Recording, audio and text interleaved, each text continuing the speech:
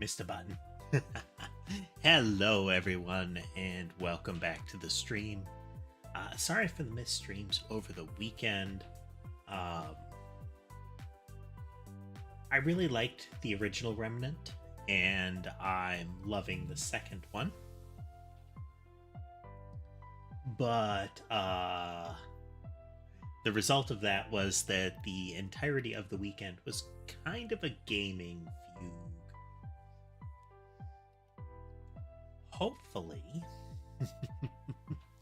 we'll be back on target for that. There may be some shorter streams.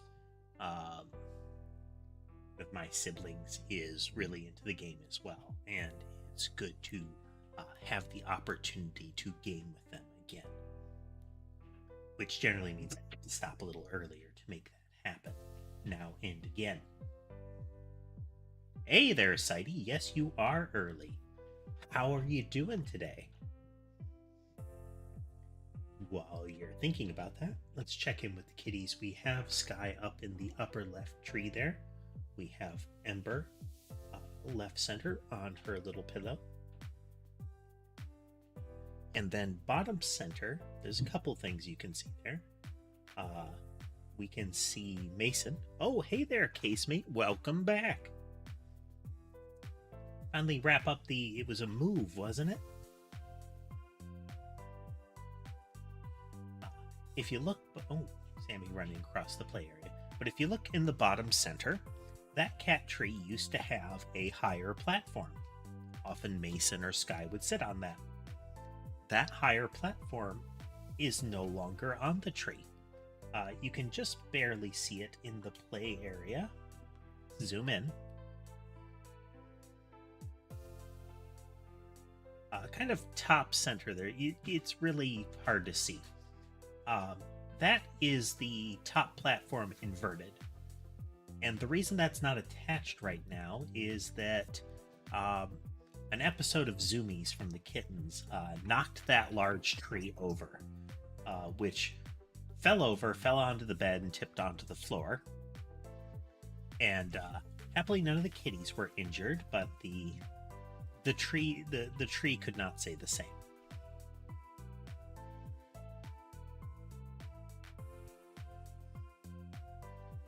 Oof. Well, good to have you back, though, Casemate. Good to have you back. We are continuing our Great Ace Attorney playthrough. Just make sure of something here. Okay. Let's see, can't quite tell what she's playing with. There is a little...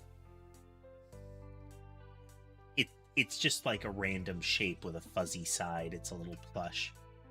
Okay, she's got a little ball with a bell in it. But most of the cats like that little plush thing that I was describing. It's only a little bigger than like Ember's paws. But they'll bat that thing all over the place. But yeah, Great Ace Attorney playthrough continues today. We're heading into the next trial. Just post-investigation here. It will be the trial of Gina Lestrade, the pickpocket. She is accused of murder.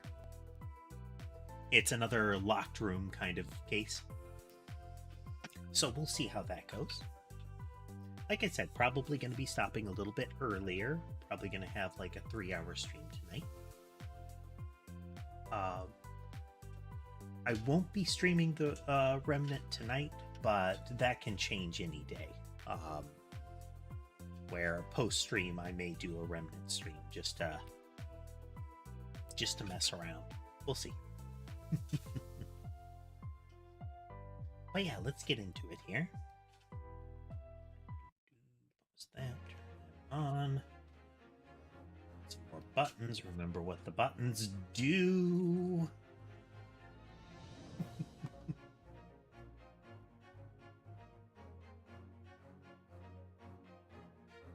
We were last in the hospital. I don't recall that, but we were.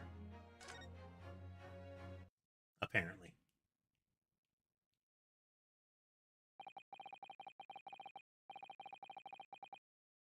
No, it was a scene transition, so who knows where we actually were. Catching up for some folks,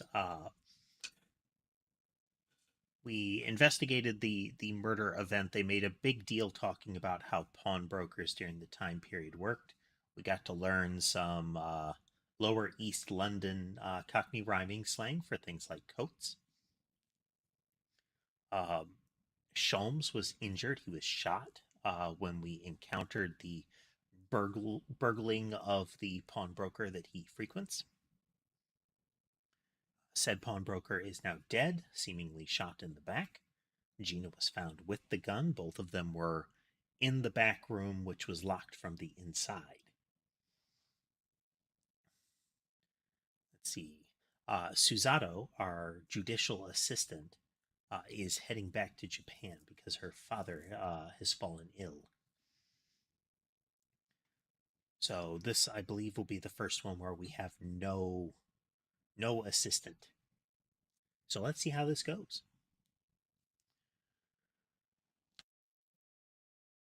When I woke the following morning, Suzato was already gone.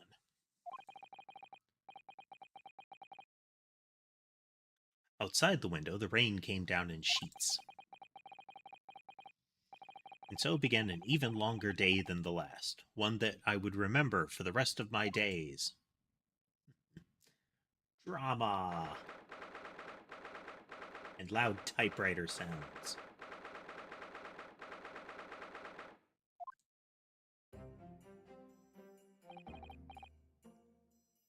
Good morning, Gina. I see she has discarded her bloody coat. The item that she got from the pawnbroker that item in what was in its pockets was central to the theft. It was seemingly the coat of McGilded, the man that burned to death in the first real trial.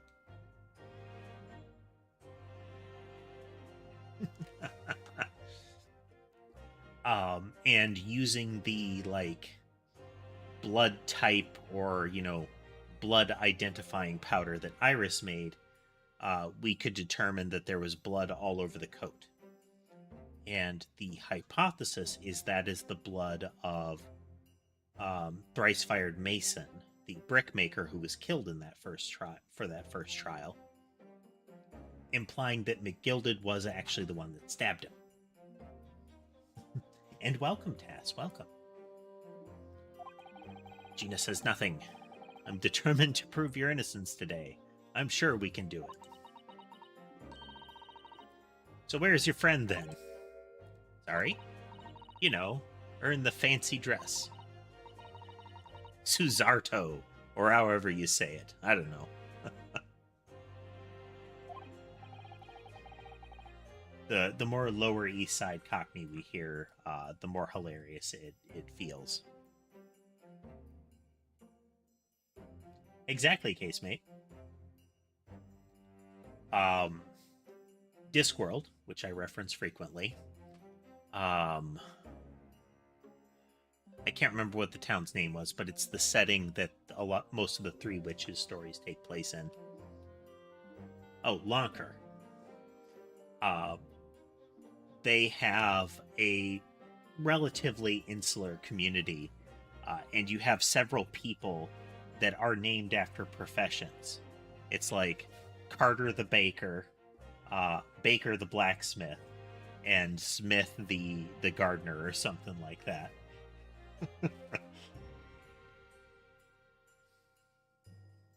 the period when professional names transitioned over to surnames.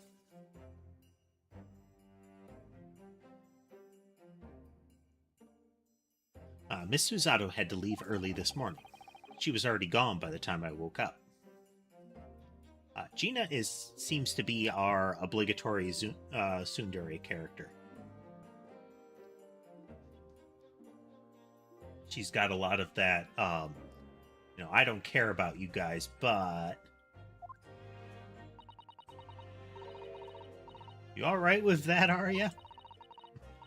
Forget about me if you like. Go and see her off. It's fine.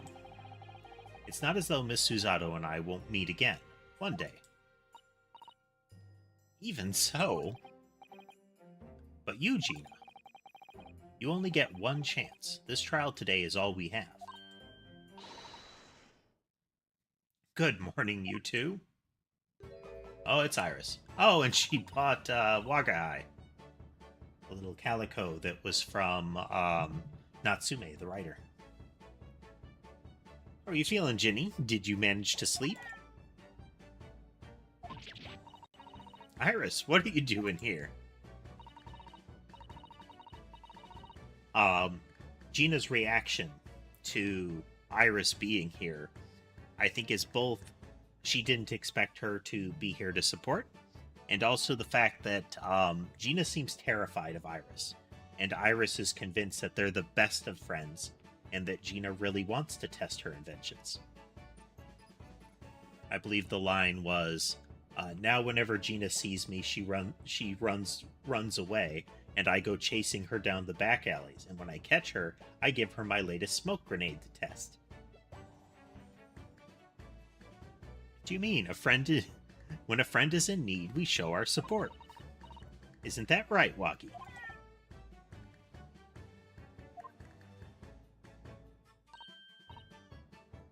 Wagi.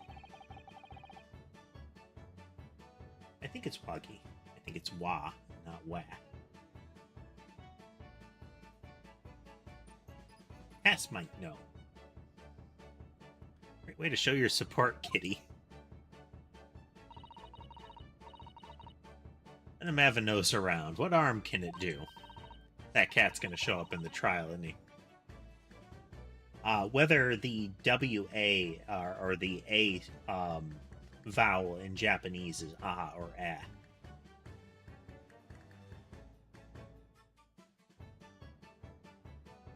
Exactly, casemate.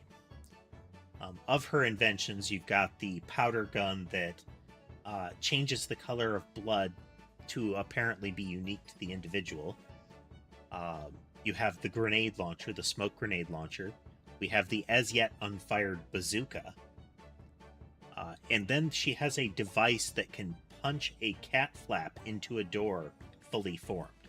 You just pull the trigger and instant cat flap.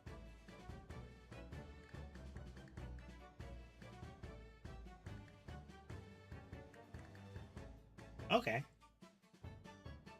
Like Waga. Which I don't have the inflection for that, I'm sure.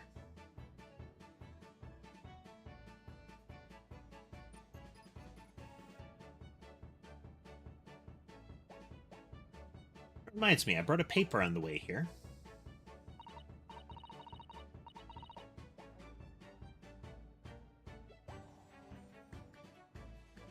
Yeah, casemate. Now, I don't want...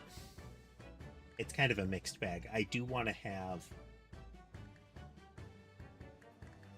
I would like to have some more cat runs around, like...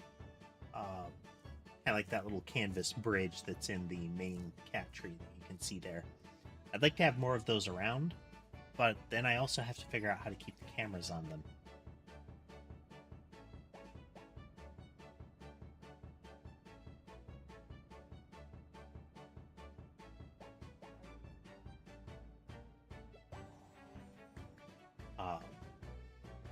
That, and there's always the greater risk that I'll get dive bombed by Sherbet at this point. I have learned that he thinks of people as landing cushions. He's a real climber. He'll make flying leaps onto cat trees and, like, tree scale them, you know? And, unfortunately, he doesn't like to climb down. He can actually climb down. Like, pretty easily down a pole. But he doesn't like to. He'll just jump. That is true. That is true. I have considered getting one of those, I know what they're called. They're like a series of slats that you can slide, platform supports and, like, tool hooks and whatnot onto. get something like that. Get some sturdy armatures on it and put some platforms up there for the kitties. Something that could be reconfigured. You'd still have to make sure it was like sturdy, that it would hold the things in place, because they'd be leaping and kicking off stuff. But cats do like to have platforms to jump between and climb on.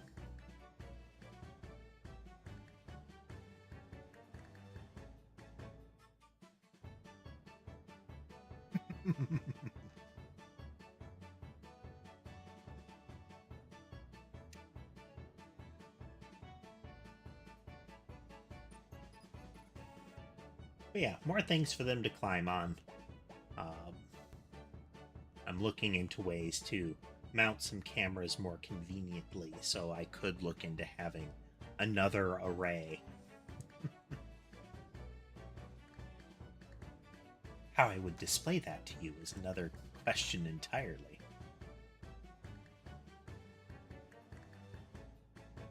Let's see. Now, would you like the good news or the bad news? What do you say, Bruno? Ginny? Oh, well, I think I'd rather get the bad news out of the way first. Nah, I always take the good news first. You might not live to hear the bad.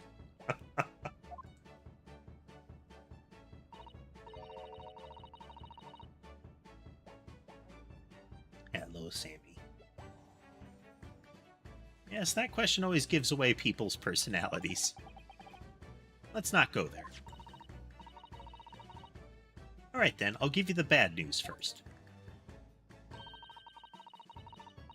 A record amount of rain has fallen this morning, and carriages all over the capital are struggling to move.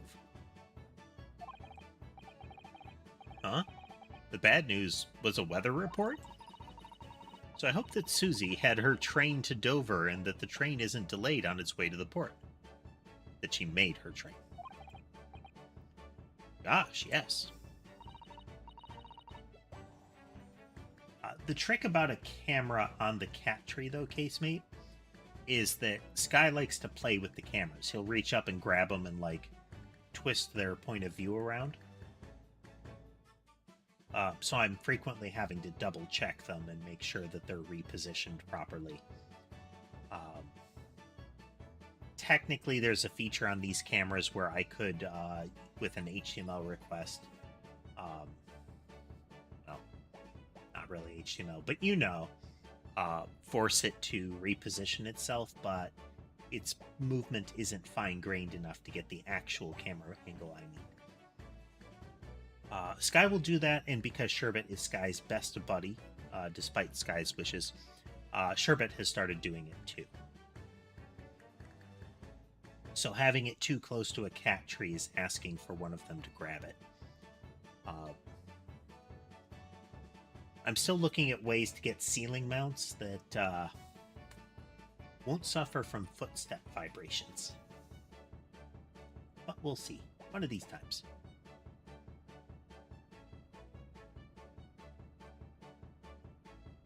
Iris's theme music is fun.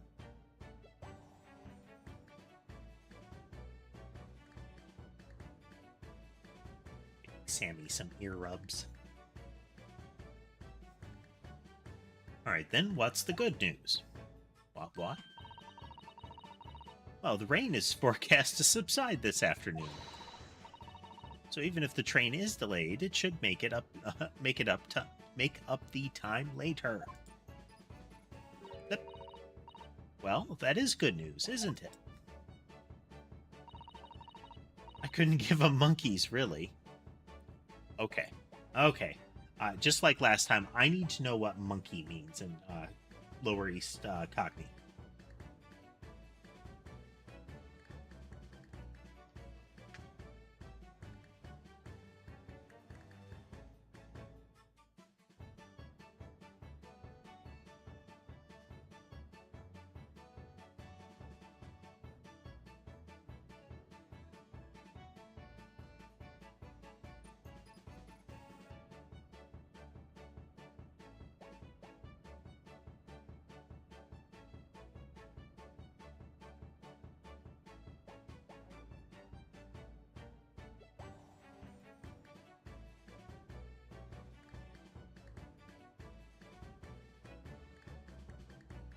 Let's see here.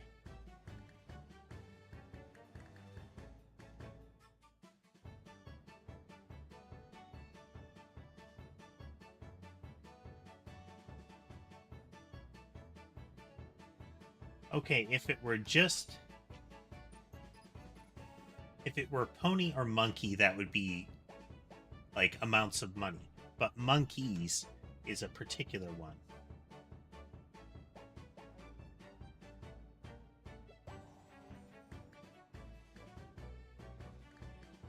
We need to know.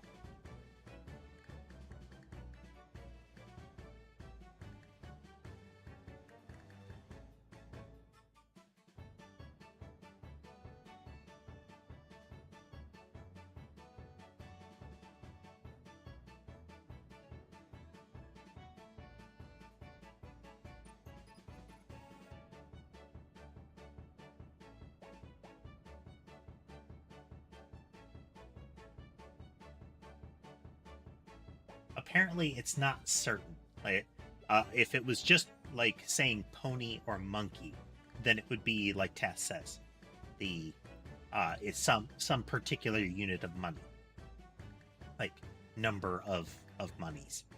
But I couldn't give a monkeys is a particular one, and one of the theories around it is that it is rhyming slang, and that the actual phrase, which rhyming slang gets abbreviated a lot, is monkey's tit.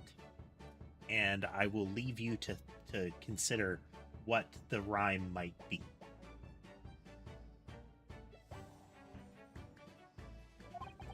Give a monkeys, really. Only all good news canceled out the bad. Look, this trial has made the headlines too. Pawnbroker perishes in pick purse plunder. See? Definitely an old-timey title. How do you like that? Well, let them say what they want. See if I care. I can't because you're covering your face. Don't worry, Runo will soon show everyone that this headline is nonsense. I will. And then in tomorrow's papers, the headline will be Discharged Diver is Dauntless Do-Gooder. Isn't that right, Runo? Yes, let's hope so. Of course they will. I have absolute faith in you.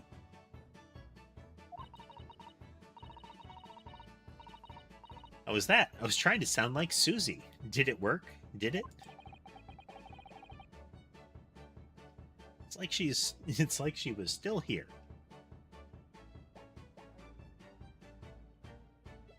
Connection's a little flaky, but the bitrate that I'm aiming for is more than it needs, I believe. I think, though now it is plummeting further, so we'll see. So bear with the stream lag, please. Like she was still here. Today's paper has been entered in the court record. Well, now we have to look at that as soon as possible.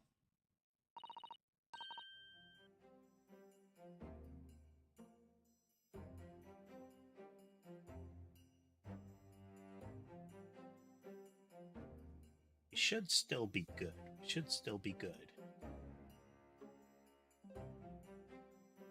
I mean, it claims excellent connection, so we're gonna believe it. Good luck then, Runo. I'll do what I can. Show me the paper.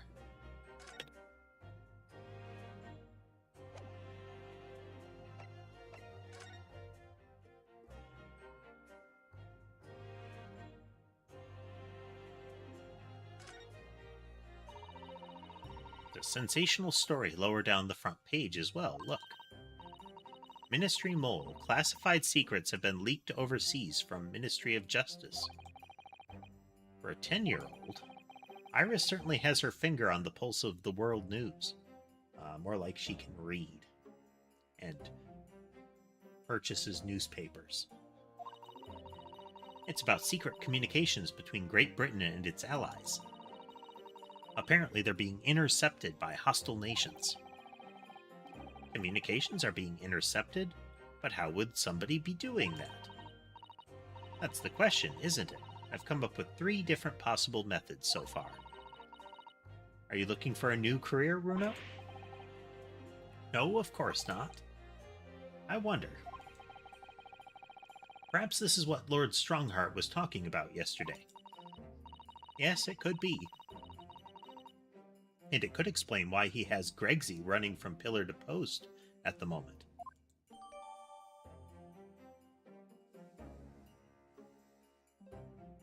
Tales of today's paper have been updated.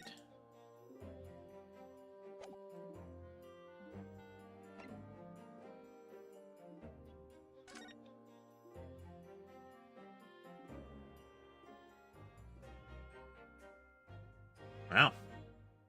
That's some manuscript. This is the manuscript that Sholmes wouldn't let Iris publish until he gives her the say-so. Ticket for the coat and the ticket for the box. These are blood samples. Okay.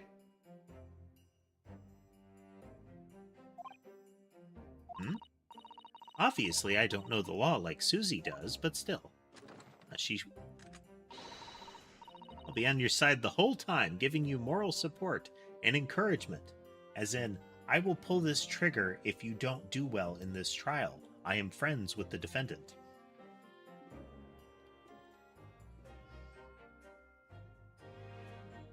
That guilty verdict comes down, there's going to be nothing left of you.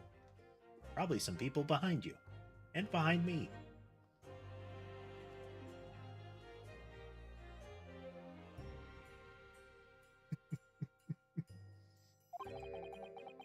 I'm not sure that big thing is as comforting as you think it is, to be honest, but... Thank you, Iris. That's very kind of you. Oh yeah, Iris. Yes, Ginny? Well, I was wondering is all about Sholmes. Did they fix him up all right? Oh. Yes, the operation was a great success. Wow, that look tells a different story. But Hurley still hasn't come around yet. There we go. Inspector Gregson had mentioned that he survived the operation, but he was still unconscious. And one of the things I speculated about was that they made a point of saying they had to use an abnormal amount of anesthesia to put him under. And now he's not waking back up. Yeah? I've asked a friend of mine at Scotland Yard to send a telegram as soon as he wakes up. I'm sure Gregson will let us know the moment there's news.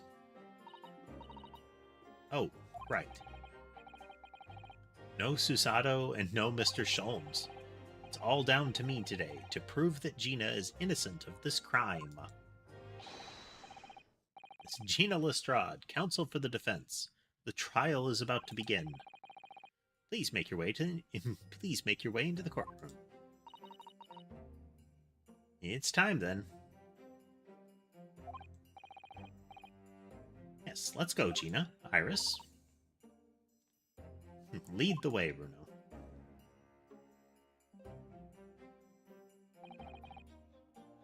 Or Gina.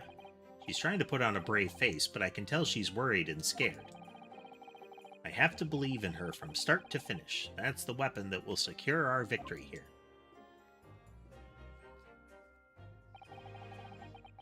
If I learned anything from my great friend, it's that.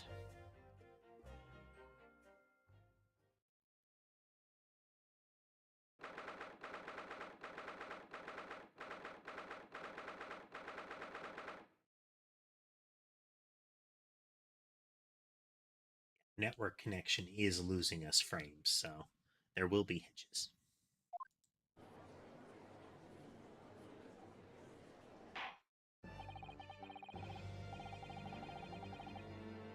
In the name of Her Majesty the Queen, I hereby declare this court to be in session. This trial shall determine the guilt or innocence of Miss Gina Lestrade. I now call upon the counsels for the prosecution and defense to declare their willingness to proceed. The prosecution is ready. The defense is ready. Eyes darting around. Lord Von Zeeks? My lord? Remind me, how many years ago was it that you withdrew from the public prosecution service? It was some 5 years ago, my lord. Yes, and then 2 months ago you resurfaced somewhat unexpectedly. And here you are again today. Are there some circumstances of which the court should be aware that have led to this erratic behavior?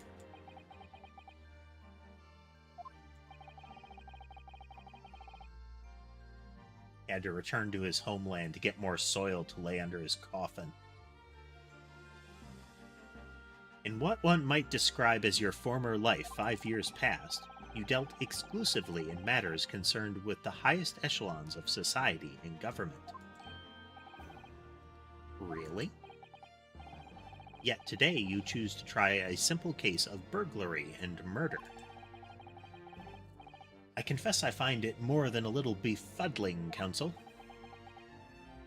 Odd time to start this conversation, I think. There are 2 types of person I cannot abide. Firstly, those wealthy scoundrels who hide behind a mask of philanthropy to cheat the public at large. That is a dig at Angus McGilded. He means Mr. McGilded, who you defended against the Reaper 2 months ago. McGilded was I don't know if loan shark is necessarily the thing, but he was a prolific moneylender who was known to be, to show no mercy, let's say.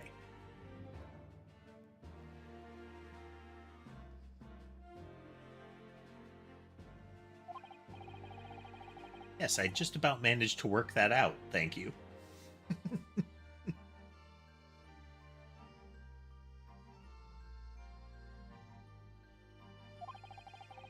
Magnus McGilded. If I'd known what a monster he was, I never would have defended him. We've now determined that he actually was the murderer, or at least, as far as the game is concerned, we have determined that he was the murderer, based on what the characters are saying. And secondly, even more loathsome, those wily scoundrels who masquerade as allies only to effect total betrayal in the final hour. In other words, the confidence tricksters from those tiny islands in the Far East, the Nipponese. Wow! Wow! Von Zeek's going full-on racist this trial. Like, he's been building up to it. He very much resents the losses we've dealt in.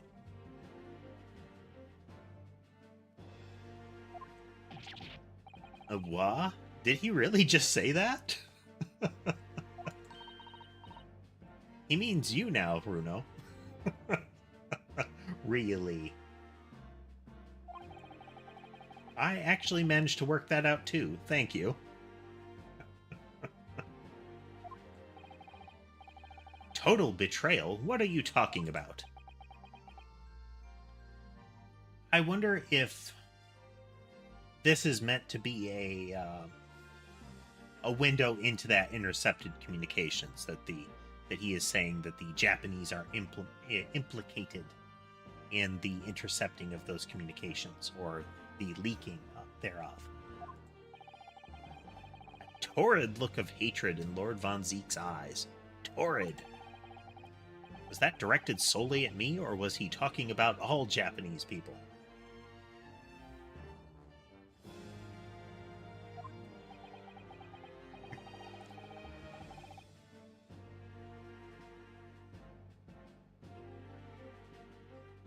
Very much waking up on the wrong side of the bed and choosing violence as a result. An alarmingly scathing explanation, Lord Von Zeeks. Still, the judiciary welcomes the return of the so-called Reaper of the Bailey, feared by all London's malefactors.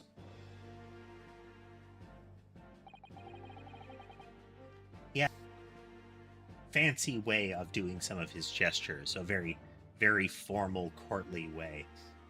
But Egbert Benedict has him dead to rights as far as twirliness of his gestures. Your lordship is too kind. Now, jurors, the 6 of you have been selected at random to represent the will of the people in this trial. Okay, let's see here. Oh, the guy on the right,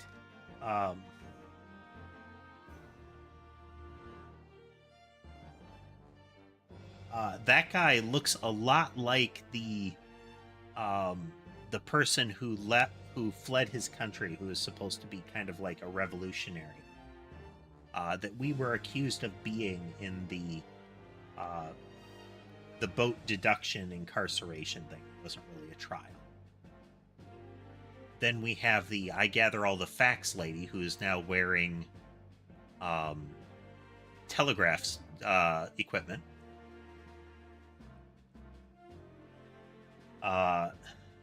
That looks like the same old man from the Natsume trial, except he's dressed up like a doctor now. The guy with the head-mounted eyepieces is new. We have the maid from the first trial in Great Britain, and then we have Mr. Garadeb. It's like John or Jack Garadeb from this last trial. The accidental murder during domestic dispute trial. Sorry, the collateral damage murder during domestic dispute trial. Are you ready to hear the evidence placed before you and determine the guilt or innocence of the defendant? Former lieutenant of the British Army here? Don't you know? Chaps like me were born ready. Clean crockery, clean cutlery, and clean conscience. His lordship's motto is very appropriate here, I think.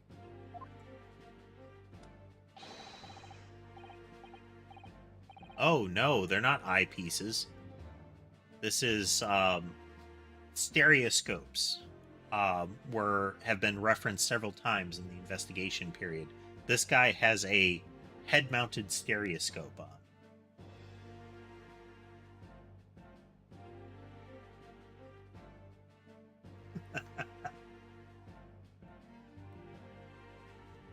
Everything will be stereoscopic in the future. Absolutely, absolutely everything, and I'm ready for it. That's right, Tass.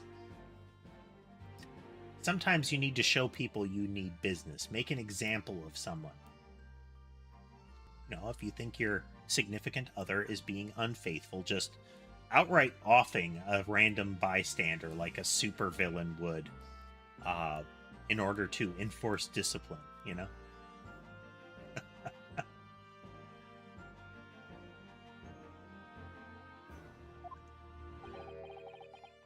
I don't understand it. I can't have left it in here. It's not possible. But could I have?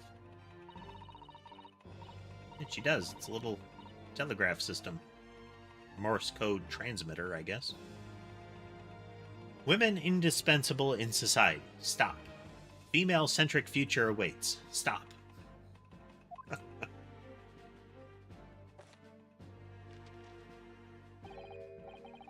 Good day.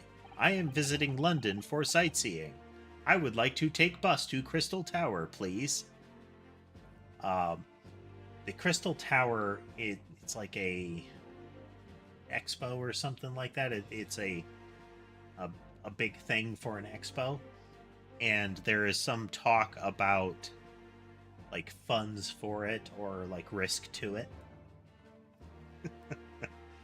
This guy's going to do all of his communication with the court through a tourist translation guide.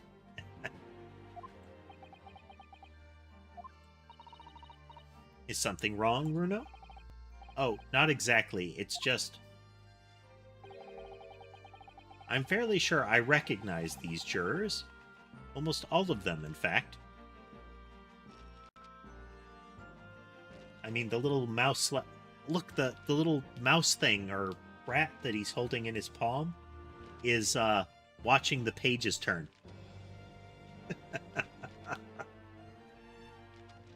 This is... It's not actually the guy who's directing the actions. The mouse is actually puppeteering him. There's some, like, pedal-mounted system that is concealed in the man's palm.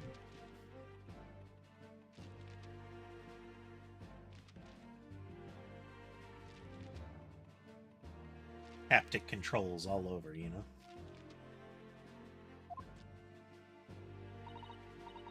Really? Funny coincidences like that do happen from time to time, don't they? It is quite strange. The jurors are chosen at random from London's 6 million inhabitants, you know. So I've been led to believe, but something tells me I'm being duped. A little bit of fourth wall work going on there. Very well. Now, Lord Von Zeeks. The court calls upon the prosecution to introduce the facts of the case. As you wish, my lord. Allow me to begin with a word of warning to the ladies and gentlemen of the jury. In short, point, there has never been a more self-evident case of cold-blooded murder.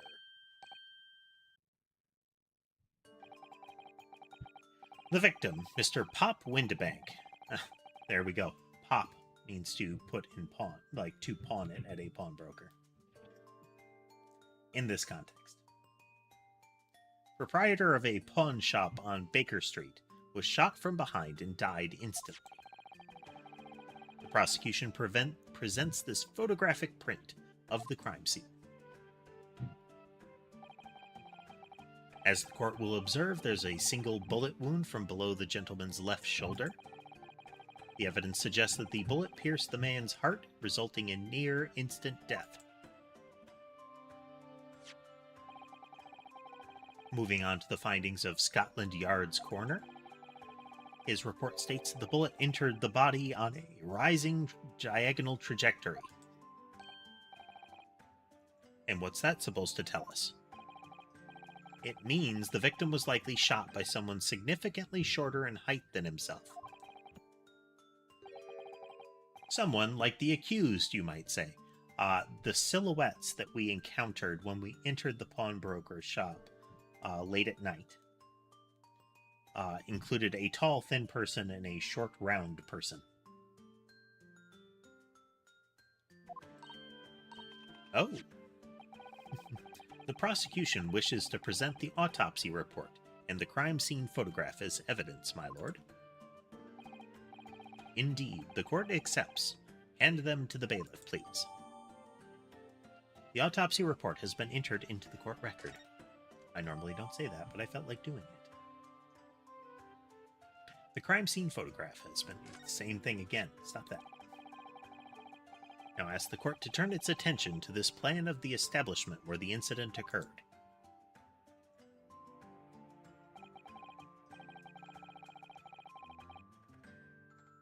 The proprietor was found in the storeroom where he keeps articles pawned to him. The windowless room has a single point of entry, a door to the main shop that was found locked. In this sealed chamber, there were only 2 persons present. The victim, Mr. Windibank, and the accused. Gasp! It may further interest the court to know that when the accused was discovered at the scene, she had in her hand the gun used to fire the fatal bullet. Well, that's that then, isn't it? Nothing more to say. Isn't that grubby little girl a pickpocket anyway? She's one of those filthy drabs that live in the slums on the East End. Oh well, it was only a matter of time before she got blood on her hands then. What are the jurors waiting for? The girl's guilty. I Talk quick. Can't jump to conclusions here. We mustn't assume her guilt because of what she has had to do to survive. All right, how many glasses is it going to be today, folks? My learned Nipponese friend, it is you who mustn't jump to conclusions. The prosecution has barely begun presenting its case. Yeah, now it's ... friend. Conveniently, this appalling act of murder did not go unobserved. There were witnesses. Good gracious. After their testimony, this girl's true nature will be exposed. Pitiful pickpurse or cold-hearted killer.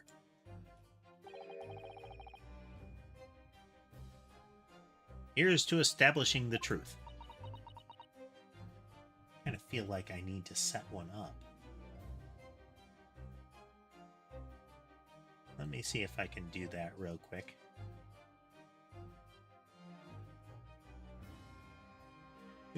Do.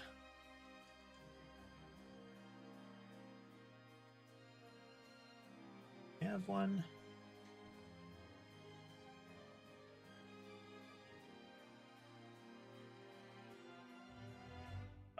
Buttons. There.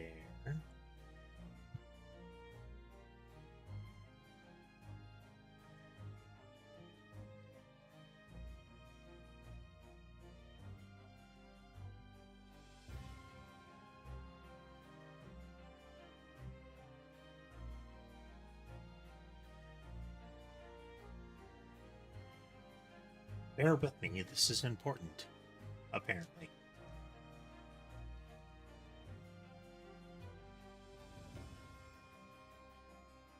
I declare it to be.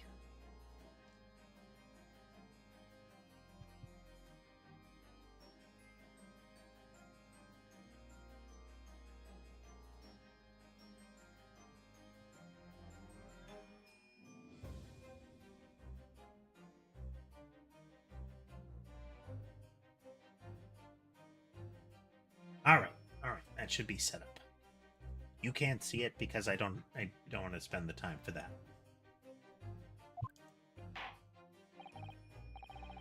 The court will take the floor plan and firearm into evidence. Hand them to the bailiff, please, Lord Von Zeeks. At once, my lord. I think I'm going to explicitly count if he throws the whole wine bottle into the gallery again. That will count as one glass destroyed.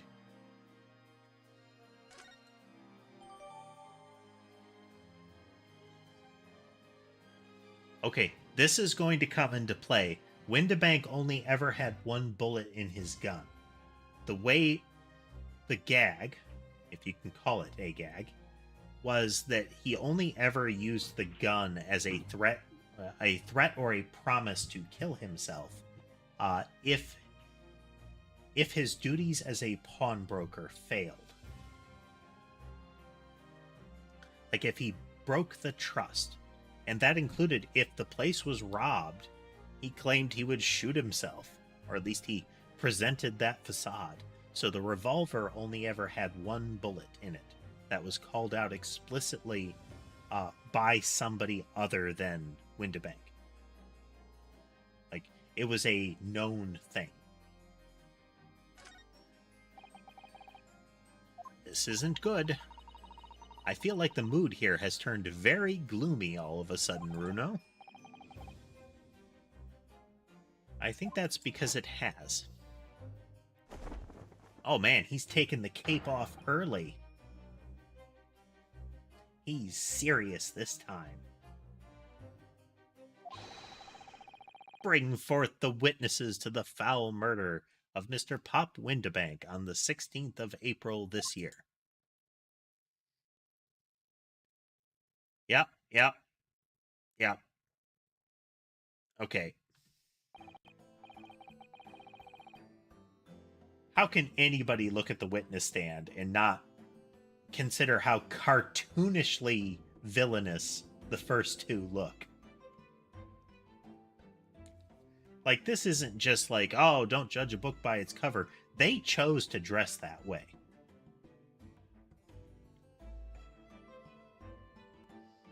Witnesses, state your names and occupations for the court.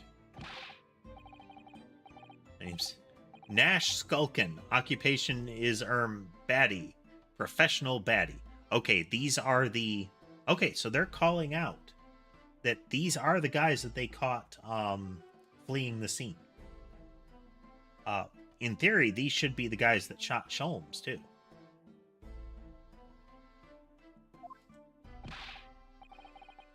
Ringo Skulkin. Occupation, same as him. Vice Gregson, Scotland Yard Inspector. That's right. We're what they call the Three Skulkin Brothers. They got a team pose.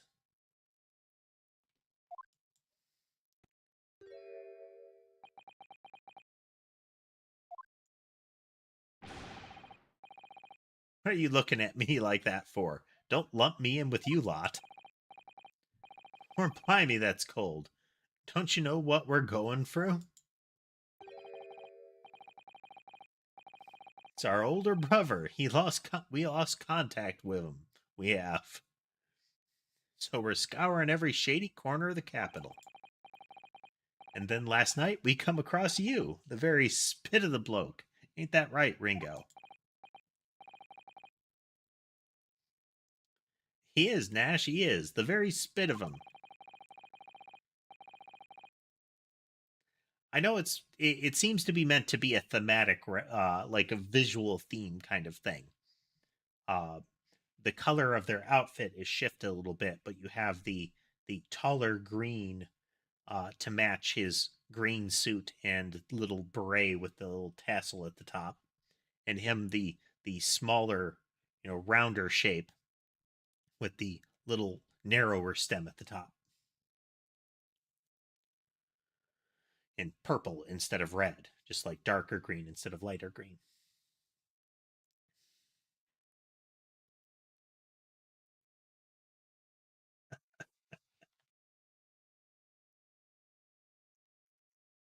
There's a great deal of Cockney in this so far, casemate. So we decided there and then what we was gonna do. We was gonna call you Big Bruv Skulky. What is the Cinema Sins joke? The let's have the guy eat an apple so people will know what a jerk he is.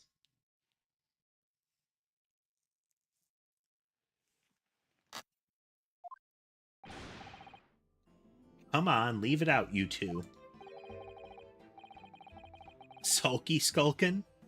And that's before he runs out of chips. Well then, Inspector Sulky Gregson. Begging your pardon, my lord, but the name's Tobias.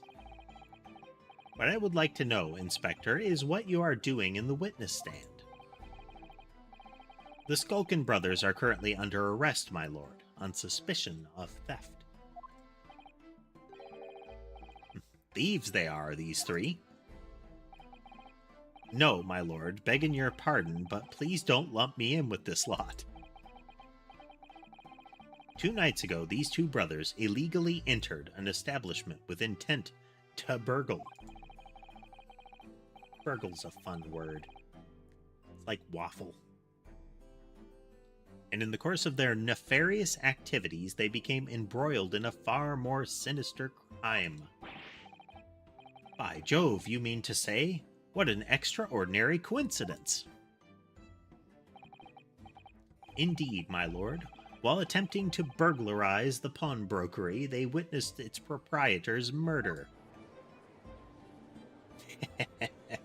Little crate. Order! Gavel! The various trespasses of these brothers is not the subject of today's proceedings, but you'd think it would be wildly relevant to the trustworthiness of their testimony. You know, given that they broke in and shot Sholmes. But I think that's going to be a point of contention in the case, is that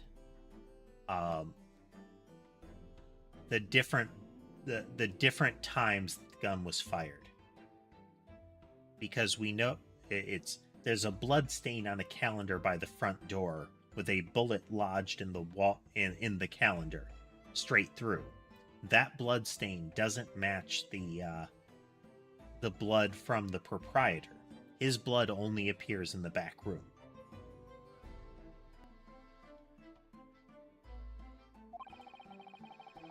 Though they will naturally face trial in the very near future. With your lordship's permission, I would like to remain in the stand to keep these gents on the straight and narrow. Of course, Inspector. Skeptical as I am of the caliber of these witnesses, I will permit them to take the stand.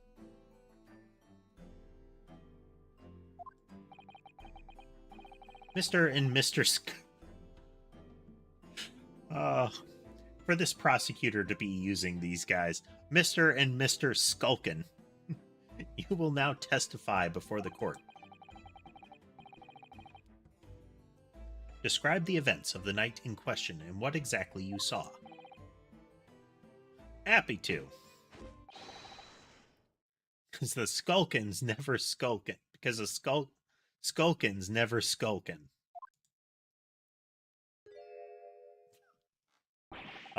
Gonna be a running gag. Get out of it.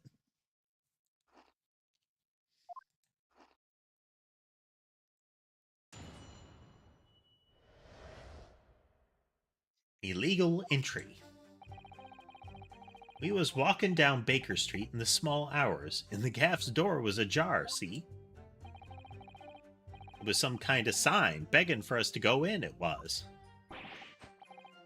And once we got inside, Cor blimey loomy. Lummy or Loomy? And we heard a gunshot from the back room. We went to see what was what, but the door was locked from the inside. We never done nothing, Governor. We never took nothing. We just left after that, nice and quiet. Definitely trustworthy. A terrible coincidence, it would seem. At the precise moment these miscreants entered the property, an even more sinister crime was afoot. The witness's testimony is consistent with the crime scene in every detail. The door providing access to the storeroom from the main shop was indeed locked from the inside. And within, only the victim and the accused were found.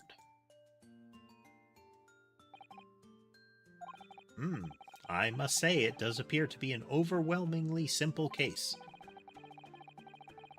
Still, the defense may cross-examine the witnesses now, of course. Counsel, if you please.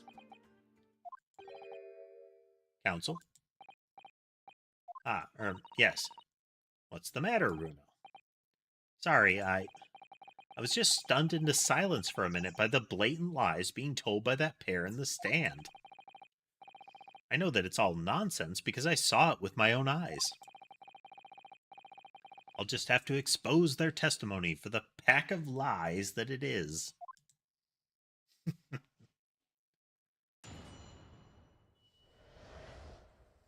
Illegal entry. Hold it! The front door of Windibank's was ajar, you say? What time of night was this?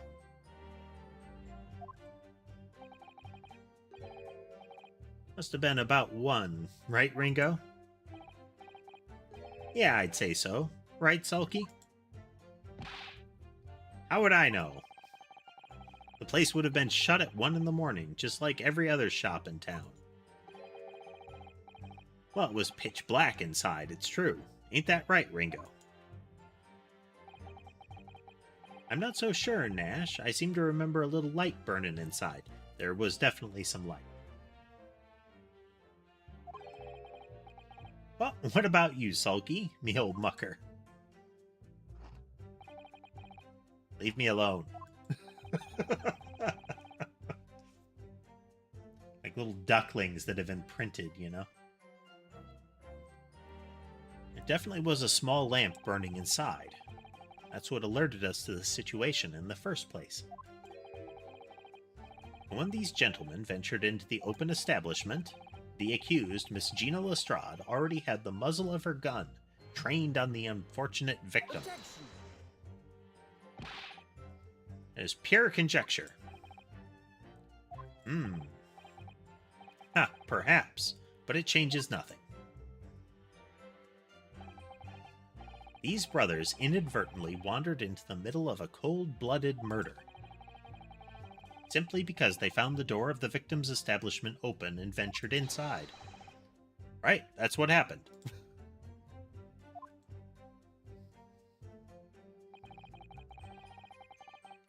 Hold it! What are you trying to suggest? That you had to go in? Well, God moves in mysterious ways, they say, don't they, Ringo? They do, Nash, they do. Must have been some sort of providence, I reckon. Gods will often present themselves at the whim of thieves. God's will often presents itself at the whim of thieves, does it? It weren't no whim, I'm dead sure of that. It weren't, Nash, it weren't. Like we said at the time.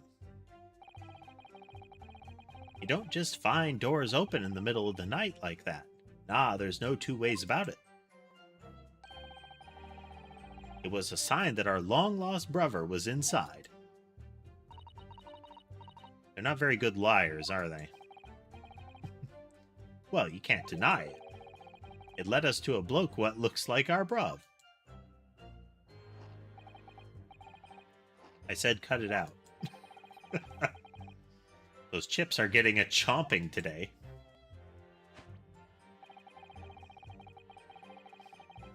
Hold it! A gunshot, you say? Just the one? Are you sure about that? Yup, just the one. I can swear to that. It was, Nash, it was. Ain't that right, bruv? The firearm used belonged to the victim himself. Yes, Mr. Windibank always used to leave his gun lying around on the counter. Right, I remember. When we examined it, we found the revolver was completely out of rounds. That makes sense. Mr. Windibank always used to say he only ever kept a single bullet loaded. That's true. I remember him saying that as well. So we can say, with considerable certainty, that only a single round was discharged from the firearm used as the murder weapon. Yes, my lord, we can. I should remind the court that the firearm in question was discovered in the hands of the accused. So we should be able to counter that part. Do we have that as listing?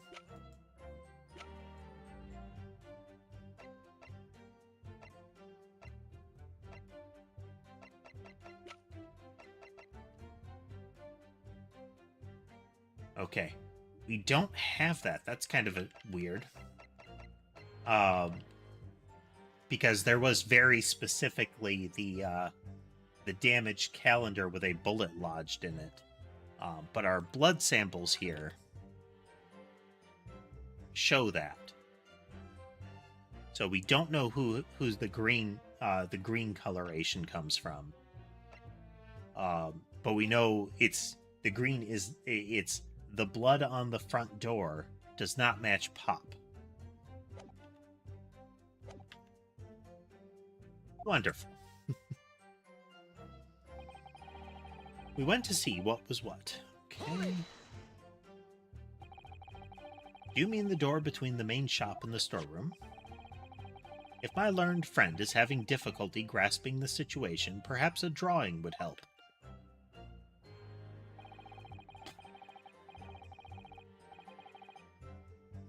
Excluding the shop's entrance from the street, there is only one other door, that of the storeroom. Of course, there was only a little oil lamp burning, not much to see by. And the door was hidden behind a curtain and all. That's right. When we arrived, the door was mostly obscured by the curtain.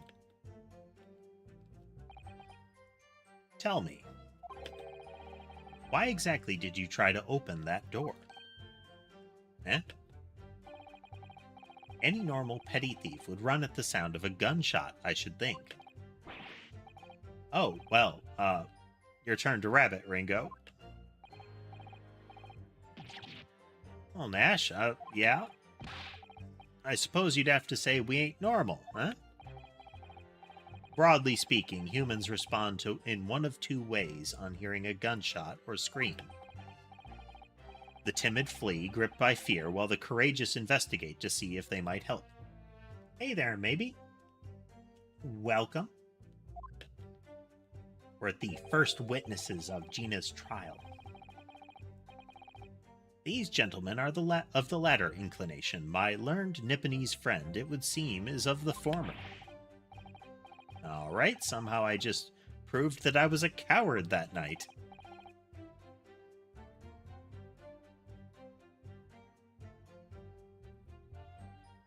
Thank you, counsels. So I believe we all understand that the door was locked and could not be opened. Proceed, witnesses. How you doing tonight, maybe? Hold it!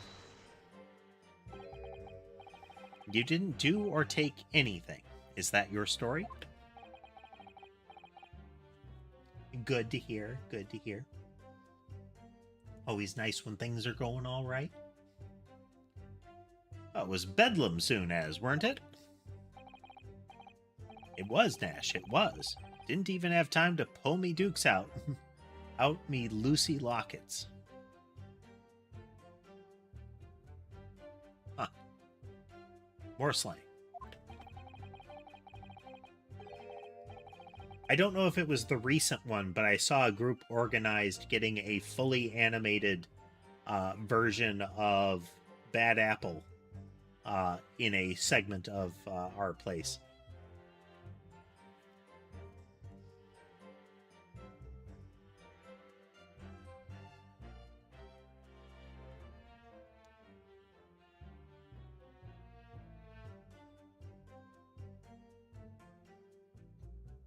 So with no time to take your hands out of your pockets, you just left, nice and quietly, you say.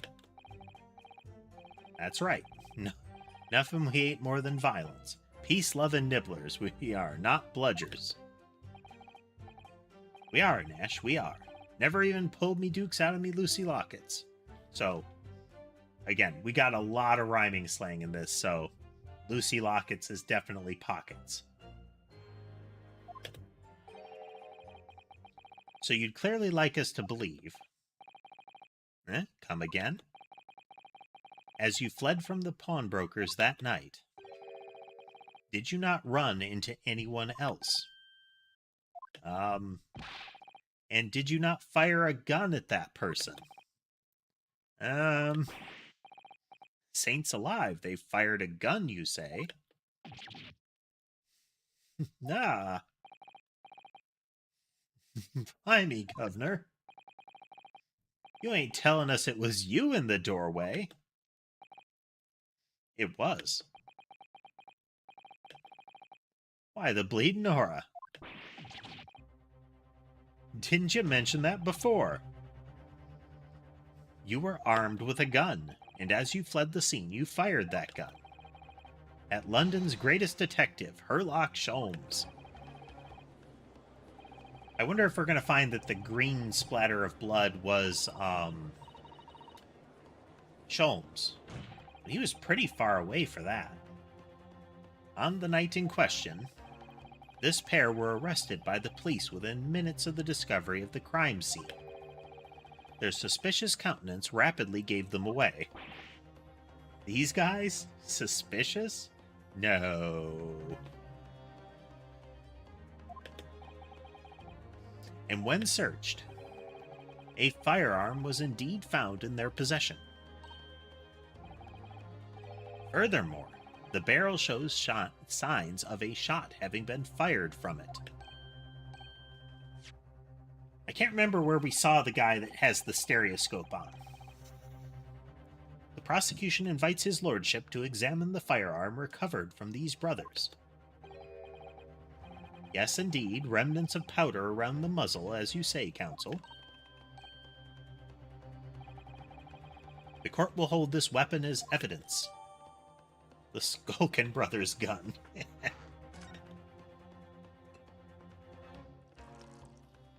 I mean, he's drank one glass of wine, but that doesn't count yet. Now, my learned Nipponese friend. Yes? Here's to you successfully presenting the evidence. For yes, there are telltale signs of spent powder on this gun and a single bullet missing from the cylinder. But the prosecution demands evidence that was fired at the scene of the crime under scrutiny in this trial. I don't need evidence, because I was there. However, the rest of us in this courtroom were not. If the defense fails to provide evidence in support of its rash claim, we shall have no choice but to toast your incompetence and move on. Evidence that these two fired that gun before they left Windibanks that night. Gavel. Court demands that all claims are affirmed with clear proof. That's a lie.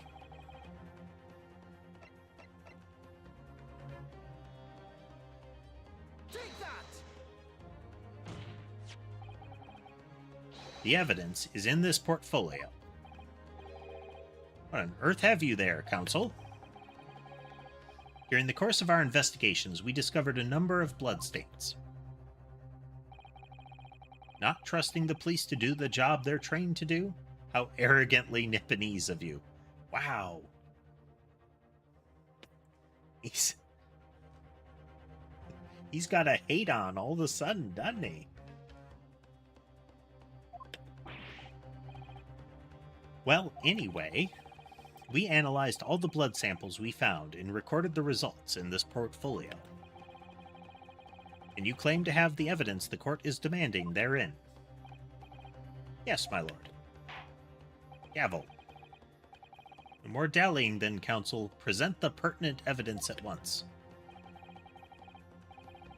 You have in your portfolio that proves these witnesses unloaded a firearm at the scene.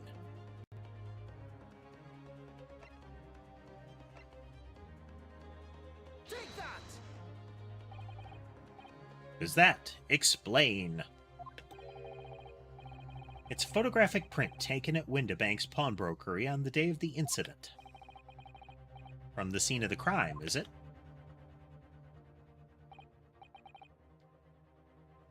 Is that a bullet hole? And if my eyes do not deceive me, it appears the bullet is still lodged there. Yes, as your lordship noticed. The bullet pierced Mr. Windibank's calendar.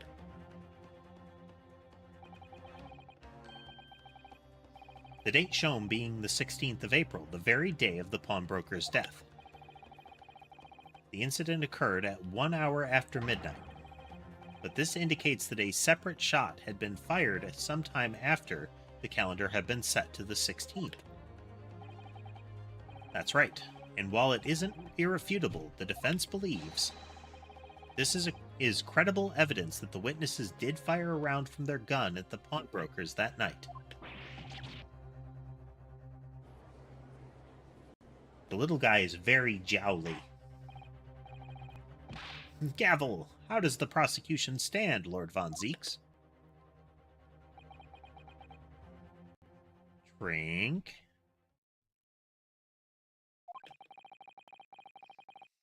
If that is the direction my learned friend wishes to take, the prosecution has no objection. What? 1. Come on. You can work. Come on. Fail me, button, you fail me.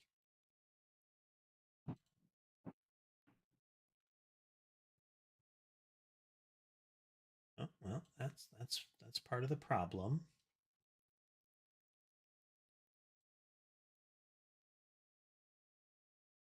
We have to keep an accurate count.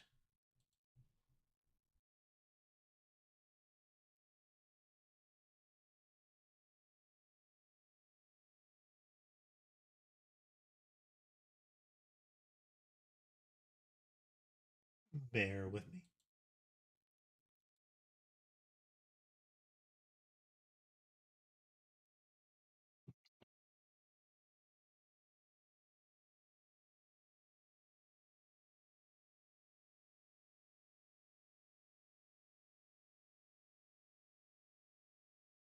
Okay.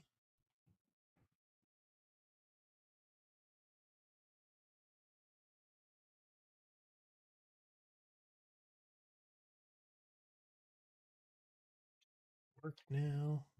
Aha! Okay, 1. Yes, on the night in question, these brothers entered the pawnbrokery illegally. And like the bold baddies they claim to be, opened fire on the new arrivals before fleeing back onto the street. Eh? Take it easy there, Governor. You're gonna land us in the soup. We had a deal. You weren't gonna get into them details. Tell him, Sulky. Set the bloke straight. I have nothing to add. So he knew, did he? Von Zieks knew their testimony would almost certainly expose the extent of their crimes. It would seem now that I owe my learned Nipponese friend a word of gratitude. What do you mean? What I mean is that you have helpfully confirmed an important fact. To what fact do you refer, Mr. Von Zieks? As had been established at the point of their arrest, a single shot had been fired from the brothers' gun. However, if that shot found its target in Mr. Sholmes, then clearly these witnesses cannot be accused of fatally shooting the proprietor and victim. So this is going to be another... The presumption right now is that the bullet that we see there is the one that hit the calendar. Was fired... The bullet in the calendar was fired from their gun. But it could be the other way around. Is that the bullet from Windibank's gun hit the calendar.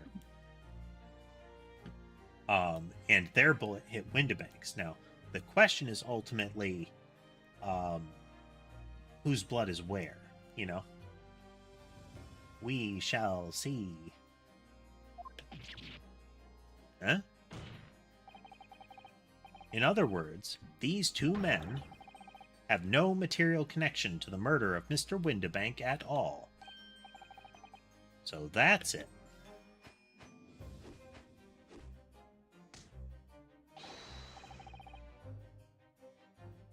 I like how happy they look. Like their little dance brings them joy. And the little guy is kind of cute, you know? Got that kind of pudgy puppy thing going. That's it. We didn't have nothing to do with it. We didn't, Nash. We didn't. That's what I reckon. Your crimes include unlawful entry, intent to steal, perjury, and, let us not forget, attempted murder. Quite a catalog, eh, fellas? Ah. We're in for it now, bro. Now then, let us take a moment to consider the aforementioned great detective, Mr. Herlock Sholmes. It would seem the man patronized the pawnbrokers in question somewhat regularly. Where's he going with this? Mr. Sholmes appears to take pleasure in tinkering with eccentric machinery. Oh, are we going to get to see pictures from his little timered cameras? Eccentric? Says who? Not me. Don't give me that look. He installed a pair of machines like this one in the victim's shop. Oh. That's one of Hurley's red-handed recorders. What is that, Counsel? It has the appearance of a photographic contraption. As your lordship has surmised, it is indeed a camera attached to a small timing device. Every half an hour, it automatically photographs the interior of the establishment. The idea being that if a thief were to break into the shop, he would be caught red-handed, as long as it was on a half-hour interval that he was visible. The prosecution has obtained the photographs taken by the device on the night in question.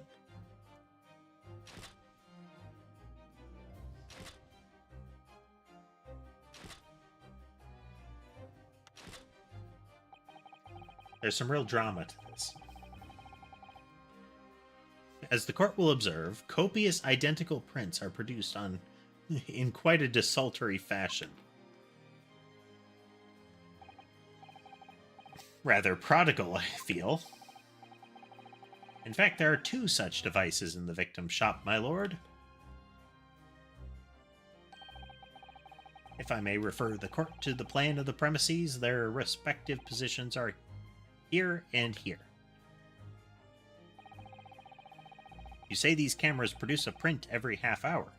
I'm afraid I fail to see how that would help if the anticipated thief conducted his activities in one of the many 30-minute intervals. One can only pray that the would-be criminal lingers, my lord. On the night in question, the witnesses currently in the stand were not caught on camera. It's a bit of a friar tuck, eh, bruv? Maybe it's something to do with luck, then? Lady Luck loves a skulkin'. Witnesses, at what time did your trespassing begin? Must have been just after 1. Right, bruv? Must have been, Nash, must have been. Yeah, just gone 1. In which case, minutes before these brothers entered the establishment, so the timing is another thing. I believe it... I don't know precisely when he said he did it, but Windibank only changes the calendar when he's leaving for the night. So the calendar was changed before it was shot. So it would be... presumably it would be after 1. In which case, minutes before these brothers entered the establishment. What scene might we expect to see within the shop?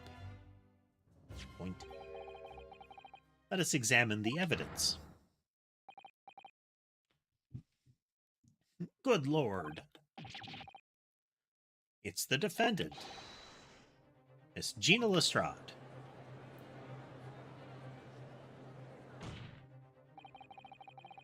As the court can clearly see,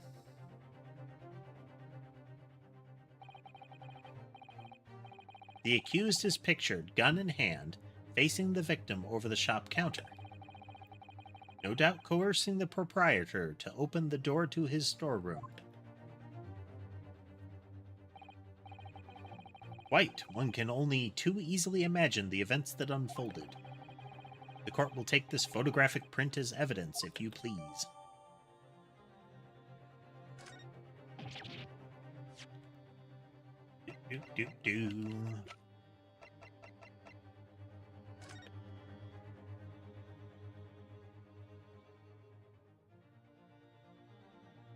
So this is one of the 2 slips, one for the box and one for the coat.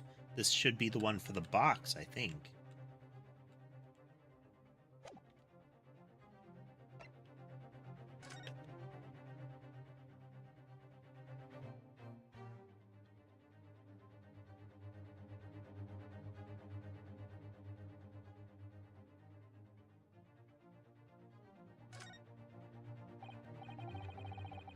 Ammunition still loaded in 5 of this revolver's 6 cylinders, which tells us that only a single shot has been fired from it. Exactly. The bullet that hit Hurley, in fact, isn't it? Yes, it happened almost as soon as we'd walked in through Windibank's door. We'll make those brothers pay.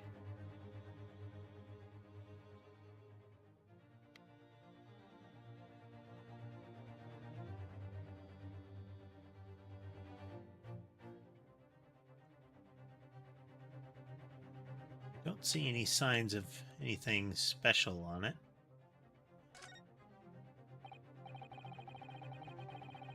No.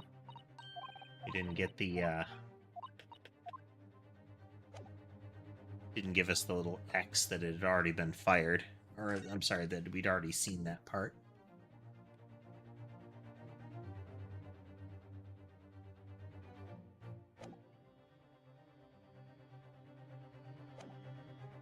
Alright. I don't believe it. Ginny. In short, point, the accused is the only person who could possibly have killed Mr. Windibank.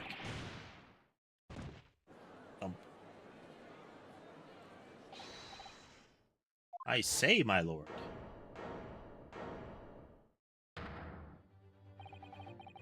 I wonder if I might put in a word at this point.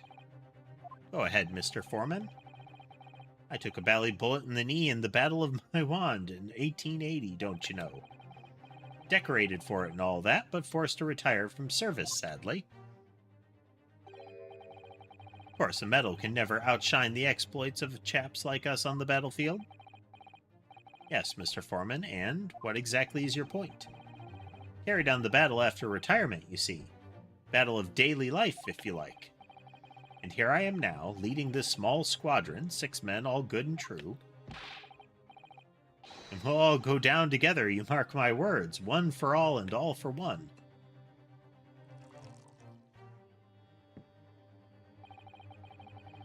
The ladies and gentlemen of the jury have reached agreement, have they? Is that what we are to understand? Well, Mr. Foreman, is that correct?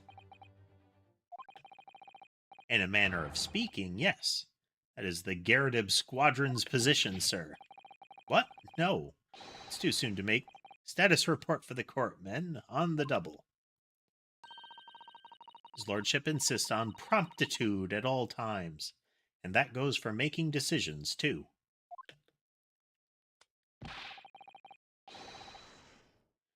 I think you'll find the truth is all clear as day now. I could reach out and touch it. I wouldn't have left it in there, I just wouldn't. But in all honesty, I can't actually remember. Situation clear. Stop. No room for doubt. Stop. Truth now undeniable. Stop. I'm very sorry for brothers. They are unlucky. Very well. I now call upon each member of the jury to state his or her leaning in this matter. Announce your considered verdicts to the court. Guilty. Guilty.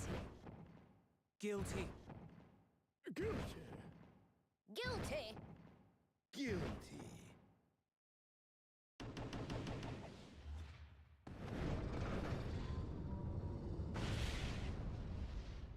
And now we have the summation examination thing. Does indeed appear that the jury is unanimous in its leaning already. That photograph.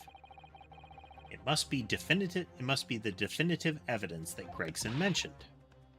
But Ginny didn't shoot him. No, of course not.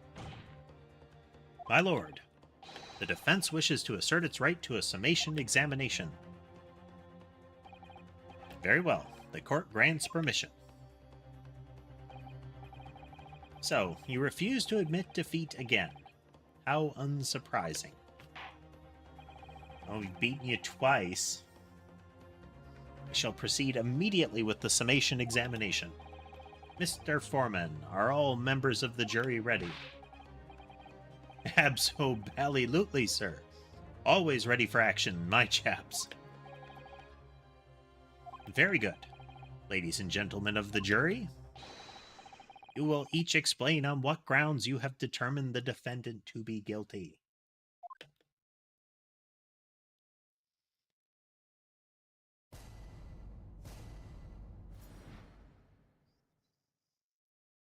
Okay, we're going to take a quick break. Just be back in a minute, and then we will proceed with this little mini game.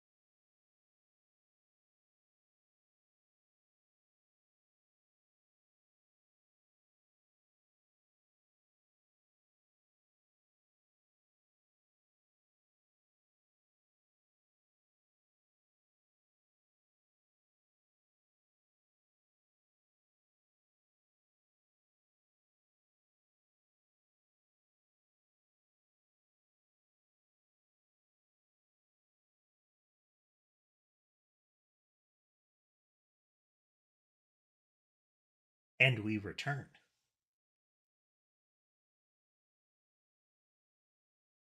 Okie dokie. Okie dokie.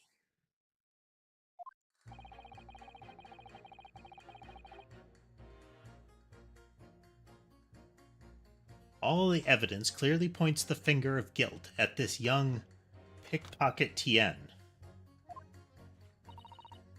As a housemaid, I should like to see all filthy eyesores promptly and rigorously eliminated. I think you'll find that if you look at the photograph in stereo, the truth will just pop out.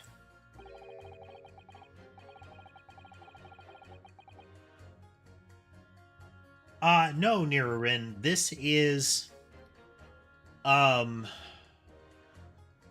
cases hence. This is, the case with the pawnbroker with Ginny Lestrade being accused of shooting him. So, same pickpocket, different case. And also, welcome, Nero. Welcome to the stream. You are new, I believe.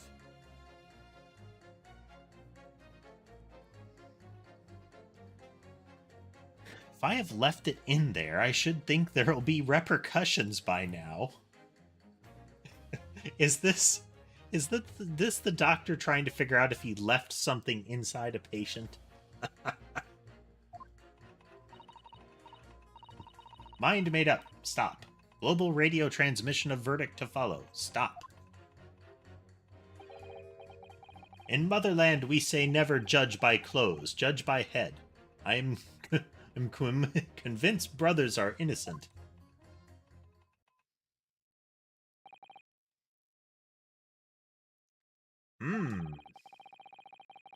The circumstances of the crime and the evidence do indeed implicate the defendant rather comprehensively. The storeroom locked from the inside in which the victim and the accused were discovered alone. And in the accused hands the fatal revolver, the firing of which was heard by these witnesses. Not to mention this print.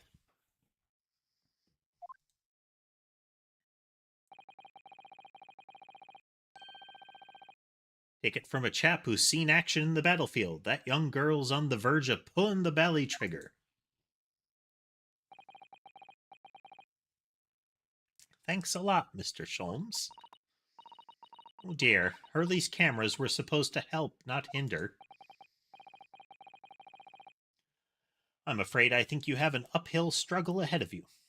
Well, in any event, we do have a relatively casual channel here near you. If you'd like to just watch and listen, feel free. Or if you want to chat, we can always take time to do that. One of the reasons that I like these interactive fiction style games is it gives us lots of time to do that. But Gina didn't shoot Mr. Windibank. Which means there's more to this situation that we've yet to see. Agreed. You have the floor, counsel. Proceed with the summation examination.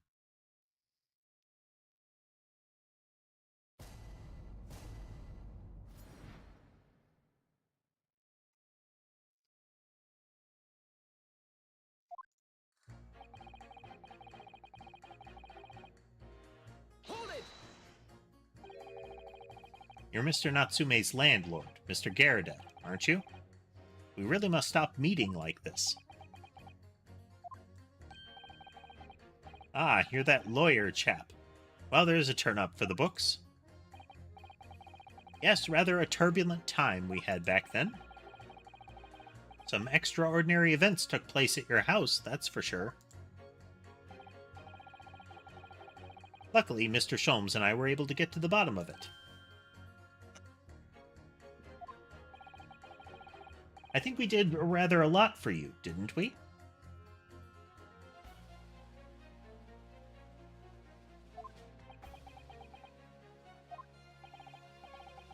I mean, obviously. I wouldn't be suggesting that, therefore you should change your leaning to not guilty or anything. Can't be denied, I suppose. The curse of the Garadeb house was the talk of the town after that business.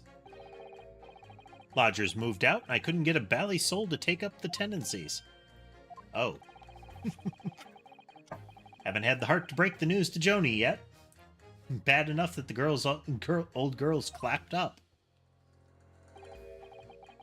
Yes, can't be denied. You did do a rather lot. Rather a lot. But not for us, that's for dash certain. Roundabout way of, yes, you ruined our lives. Of course. There can be no suggestion of that being the reason I'm leaning towards guilty here, obviously.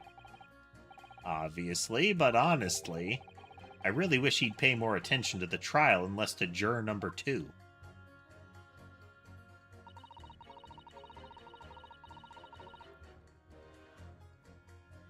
One minute. Yeah, watch his eyes. He's got a bit of a blush, and when he blinks, his eyes twitch over to the maid. So, question being,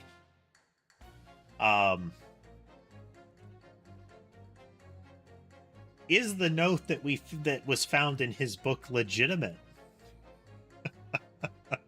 Was he actually seeing someone on the side?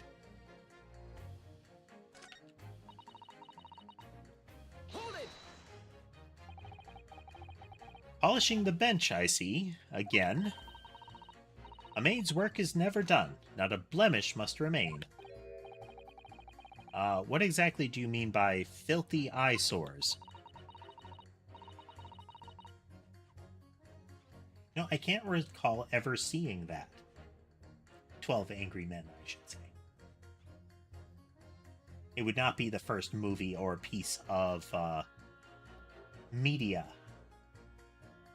that I have somehow managed to avoid. And I do intentionally use the word avoid because that doesn't... I often don't go and find out. On my way to market for his lordship, I have to pass through the East End. The place is full of beggars, pick-purses, and crossmen, the scum of the earth. A little harsh, perhaps. Let me be plain. If it were up to me, all those back slums would be made spick and span, or eradicated. Wow! Cleanse those filthy pores with fire, apparently, juror number 2. We have a biased jury so far.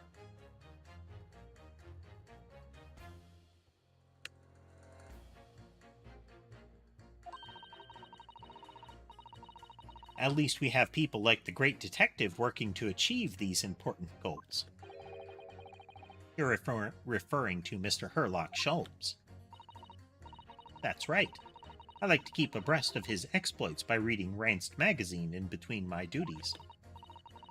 He does wonders cleaning up London streets. In my opinion, he should be declared an honorary Maid of the Capital. Mr. Sholmes, a maid?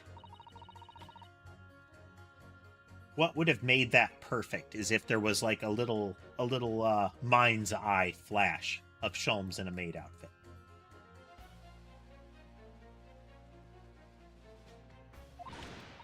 Well, he is quite unforgivable. Gutter scum having the audacity to shoot our very greatest detective. Minor detail. It was the 2 brothers in the stand who shot Mr. Sholmes, not the defendant. A minor detail indeed. They're all gutter scum as far as I'm concerned.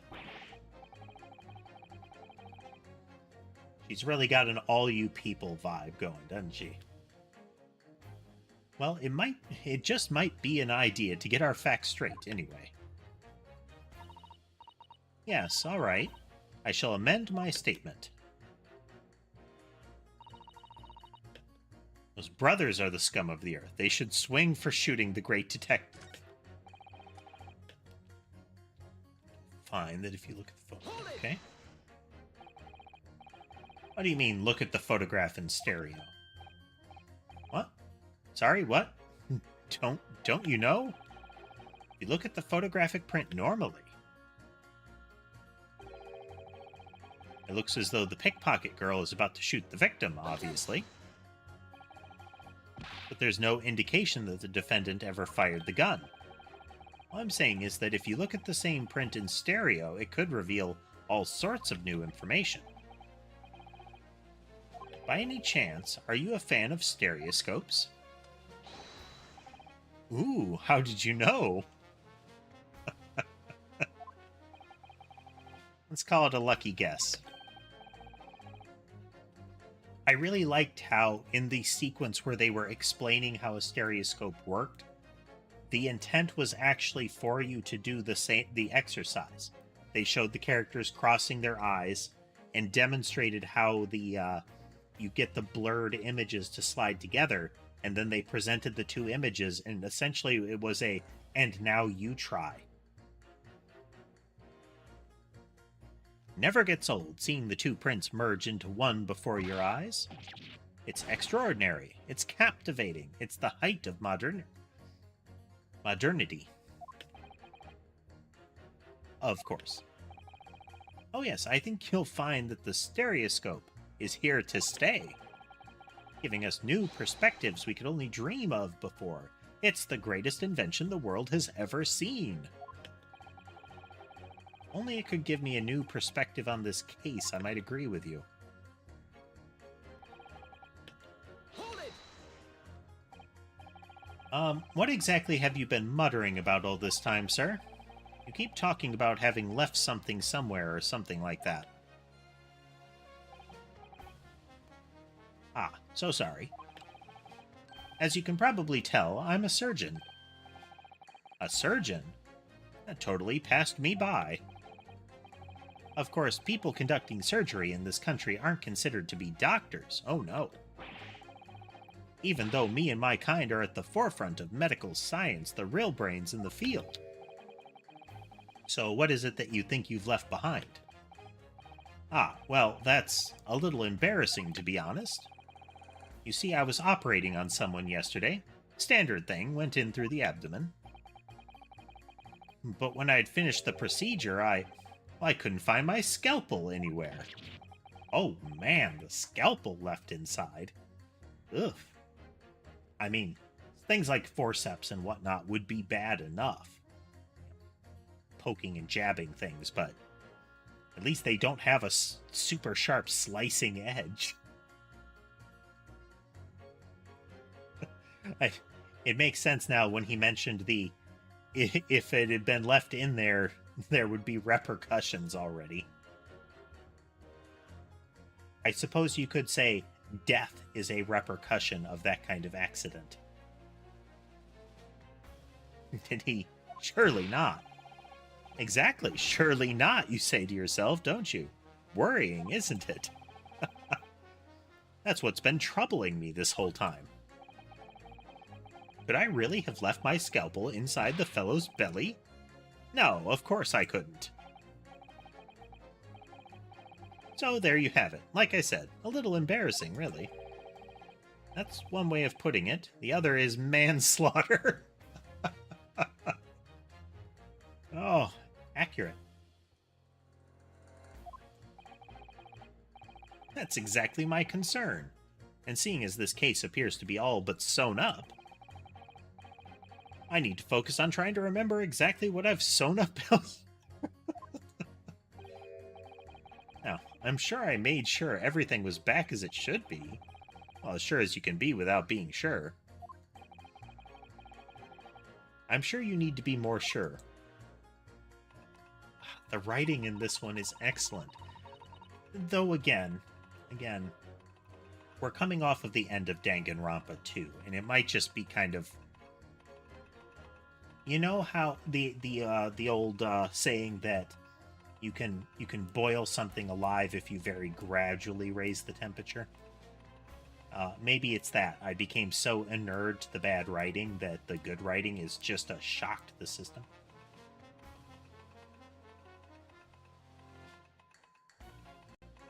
Hold it!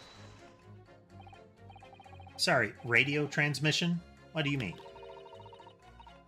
Are you from the Far East? Stop. Yes, from the Empire of Japan. All communication with Far Eastern nations used to take place by mail. Royal Mail steamers take more than a month to complete the journey. But now we have the electric telegram, so we can send messages using electrical signals. Thousands of miles of cable have been laid along the ocean beds, connecting the entire world. Thousands of miles of cable? On the ocean bed? Makes my head hurt just thinking about it. You are well informed, young lady. Tee-hee. But cables will soon become the thing of the past. Stop. And just when I was starting to catch up. Dang. She's getting into that. She's gonna damage the little springs. Radio transmission is the future. Stop. Messages carried over the airwaves to 4 corners of the globe. Stop. Please stop. You're gonna break it. Excitement growing. Stop. Atmosphere electric. Stop. Right. Try not to wear out your fingers. Era of wireless telegraphy? Or telegraphy?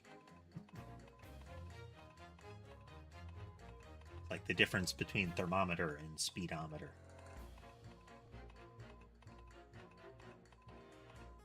Actually, no, those are the same. What am I thinking? I thought there was one that was pronounced differently. Ah, well. Brain not worky. Driving technological revolution. Stop. And people say inventions like the stereoscope are the height of technology. What utter piffle. I can't understand it. I really can't. They're just silly toys. Oh. Excuse me. Juror number 3. Sorry to interrupt when you're obviously fuming, but... What? Do you perhaps have something to say about juror number 5's last remark? As if I couldn't guess. Oh, you bet I do. Say that again. Go on. I dare you. Goodness, are you talking to me? I think he just might be, yes. You think stereoscopes are just toys, do you? Huh? I kind of feel like he should have been doing the little, you know, palms up, hands and fists, circling arms kind of gesture, the, you know, the time for fisticuffs kind of gesture. Absolutely. I mean, really, a machine to view photographs in 3 dimensions? Why on earth would you not just use your eyes to look at the world around you? It's all 3-dimensional. What a great way to appease the man. No, I'm sorry. Stereoscopes are of no practical use at all. You just don't know. Pardon? I think you'll find that viewing a photograph through a stereoscope can unlock all sorts of possibilities. I'm obviously going to have to demonstrate. What sort of possibilities? Well, take a crime scene, for example. If you had a pair of photographs from a crime scene that you could view through a stereoscope. Okay, so the cameras don't seem positioned to do it, but I wonder if they're going to claim that the cameras are positioned properly enough, that if you put the same timestamp next to each other, that you can do the little stereoscope trick.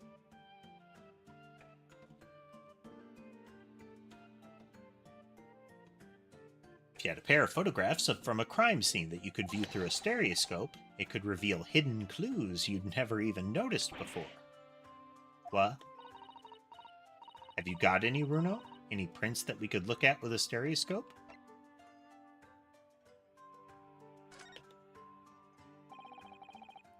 About this print here, it should do the trick, I think.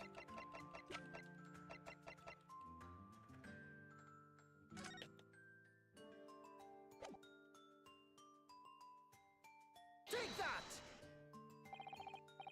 Alright then, juror number 3. Are you saying you can do this with any 2 suitable photographic prints? Of course I can. Very well then, I'd like you to demonstrate. Be delighted to. Just give me one more print and I'll amaze you all. Okay, we don't have the other one yet. Alright, let's fail. Take that! Wait, sorry? What do you mean, one more print? Oh dear, don't you have these in the Far East? Don't you know how a stereoscope works? Bruno, what? You need 2 photographs for a stereoscope, remember? You know, one for the left eye and one for the right. Oh yes, I remember now. But the print we have from the pawnbrokery is just a normal photograph. No, I think you'll find that the clue is in the name. It's a stereoscope, not a monoscope. You always need 2 prints. Thanks for the friendly explanation. Well, if we obtain another print at some point later in the trial, we can always show it to this young man then. It's almost like a giggle. I think you'll find that know-it-all expression is really starting to annoy me. Let's get things back on track, shall we, Council? Okay, so that's called out now that he's interested in the viewing it from a different direction. Hold it! Please tell me you're not villain Bolshevik. The Russian revolutionary? Revolutionary? Ah, I believe there is such a rumor. It's just a rumor? As you see, I have unfortunate appearance. I look like vicious criminal. Vicious. Your words, not mine. Just want to point that out. It's a very poofy beard. People call me revolutionary, murderer, autocrat. And which glove fits?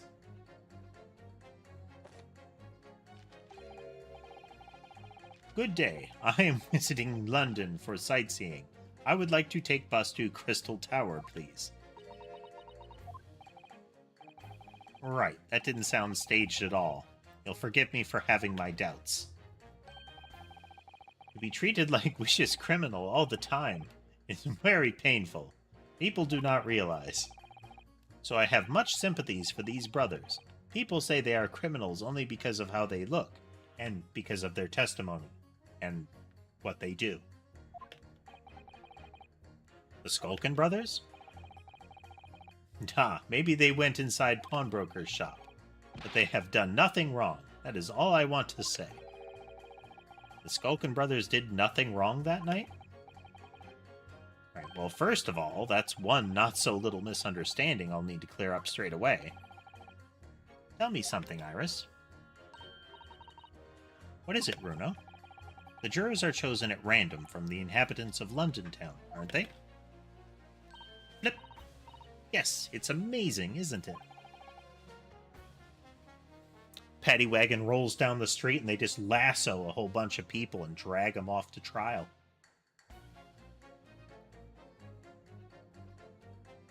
It's like press ganging, but in a judicial sense. In that case, how is it that there's a Russian tourist sitting among them who looks for all the world like a revolutionary? I wish I knew. If I can't change the minds of more than half of these 6 jurors, the trial will be over. But we know that Ginny would never shoot anyone. So we need to find contradictions in what these jurors are saying and pit them against each other. I'm ready to go to whatever lengths I have to convince them of Ginny's innocence.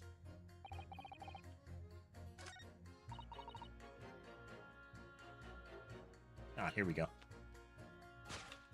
Her. And him. It's gotta hurt the elbow and wrist. I mean, it's almost like a whip crack motion when he does his point, you know?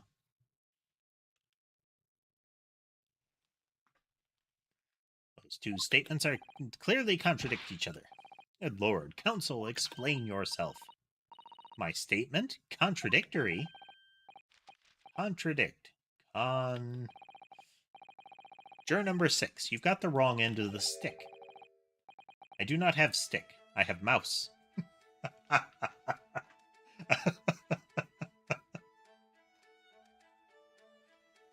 Oh, I love that.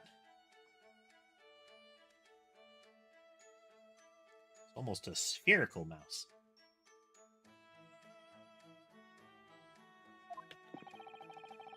As juror number 2 said earlier, when the Skulkin brothers fled the scene on the night in question, they fired a shot from their revolver. Yes, they shot poor Mr. Sholmes in the abdomen, I understand. So that's the surgeon that was working on Sholmes, huh?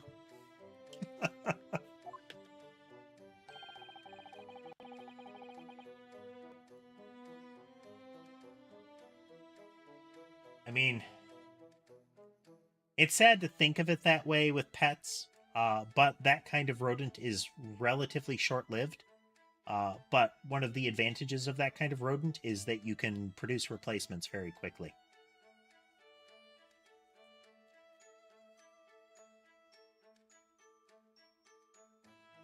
Though there is the risk of infestation in that scenario.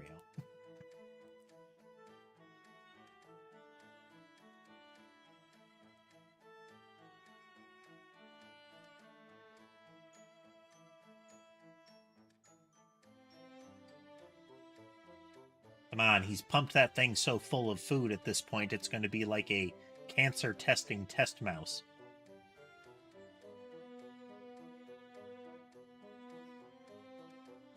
Like, these mouse treats cause cancer in some mice if you inflate them into a ball. Surely you're not going to tell the court now that you didn't hear. Abdomen, abdomen, A, B, D. Sir? I'm sorry, my English is still learning. It's still a very adorable mouse, how it's like following along when he tries to read from the guide. You are telling the court you didn't hear? Forgive me, I did not hear. Here is word. Abdomen, part of person's body containing stomach and other vital organs. If this is what you mean, you should say in plain English. I am Russian, not native speaker. Thought it was a good idea to let this man be on the jury again. Oh, he sets the mouse down for that animation. And it squeaks. So, you are telling me these brothers who look like criminals were lying?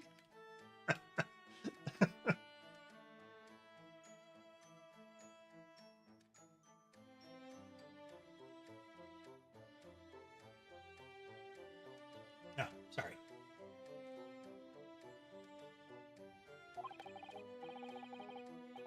They said before, we never done nothing.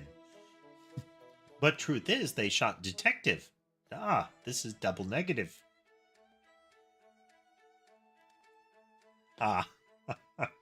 He's viewing it as like, they can't have lied. Oh, okay, I see. Double negative.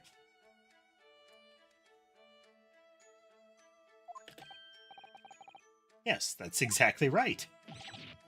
Oh, the poor mouse. Oh. Oh, man.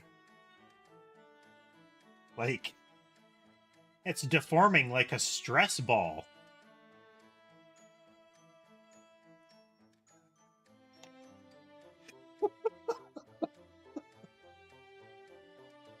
Well, I mean, now it looks much more like a rat.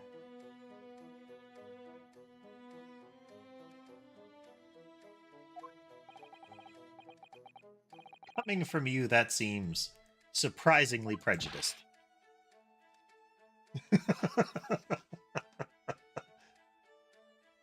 I mean, if you look at it, though,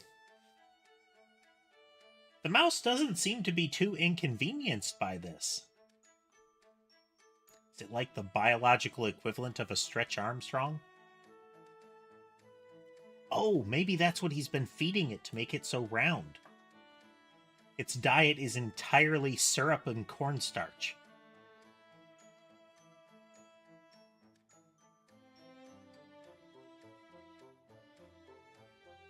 Like, when he lets it go, it's going to have, like, knuckle prints that will slowly morph out.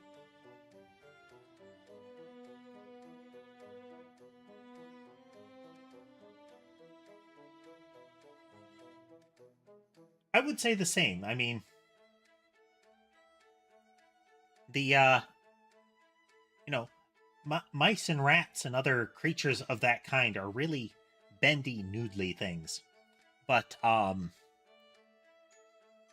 he has squeezed it to 4 times its height.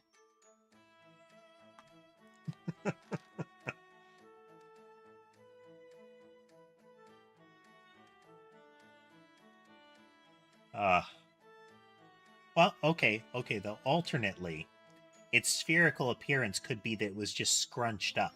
So maybe this is its natural height. It is critically important that we get a good grip, on the anatomy of this round fictional mouse.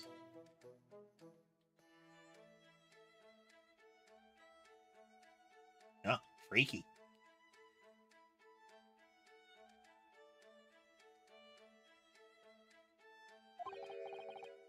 This means when they said, "We never took nothing," maybe it was also big fat lie. Is this true? Well, according to the police report, no stolen goods were found, so...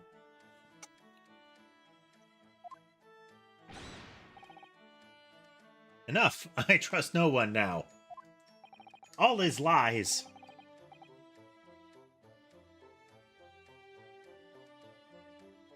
It's not the mouse's fault, though, sir. Oh, there we go. I must see with my own eyes. I must investigate crime scene myself. I'm afraid that's not... Yes, it is, Runo. Easily. Huh? With the prints from Hurley's red-handed recorder. Ah. If you compare the print to the print that pictures Ginny and the next print from the half hour later, you'll be able to see straight away if anything was taken or not. Cooey, Mr. Prosecutor. Tut tut. Calling on the prosecution in the middle of a summation examination of all times. The print showing the accused threatening the victim after she broke into the shop is this one. Following this, the victim and the accused move into the storeroom. Meanwhile, the Skulkin brothers entered the shop and summarily heard the fatal gunshot ring out. Sadly, none of these events were captured on film. This is the print produced by the camera half an hour later, after the brothers' flight.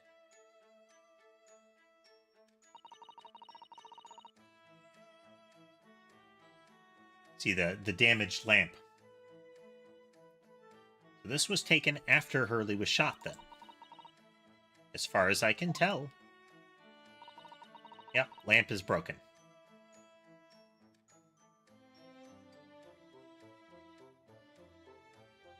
Nothing has been taken. That does seem to be the case. I can't notice anything that's obviously missing in the second print. So, the brothers who looked like criminals told only one lie. They shot man, but they stole nothing. It would seem so, yes. Good. No, not good. You were right. I do not understand the situation. Now I know brothers have lied, I think it is very important to continue with trial. Boop.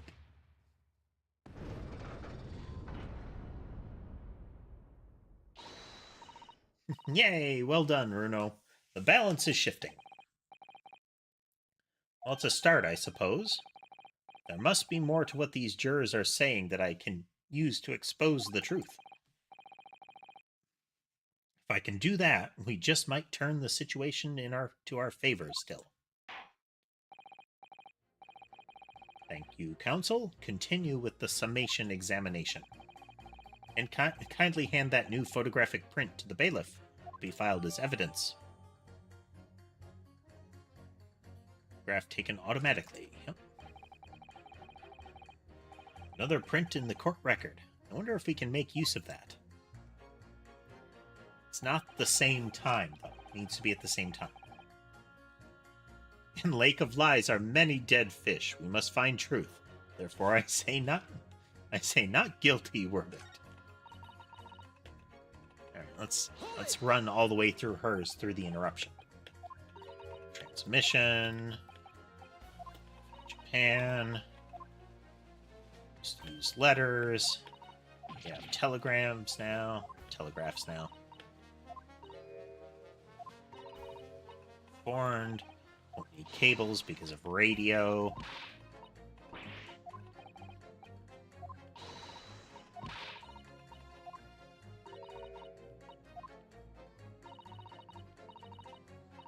Okay, she now insults stereoscopes. Spare any feelings, will you? It's not like there's anyone here who likes stereoscopes. So, why exactly do you think the defendant is guilty? It's quite simple. We haven't been shown a scrap of evidence to suggest she isn't the culprit, because that's how it works. And just as radio waves dash through the skies faster than the eye can see, so we should dash to the conclusion of this trial and stop pandering to indecision. Is that a Morse code joke? Dit-dit-da? We really doing Morse code humor now?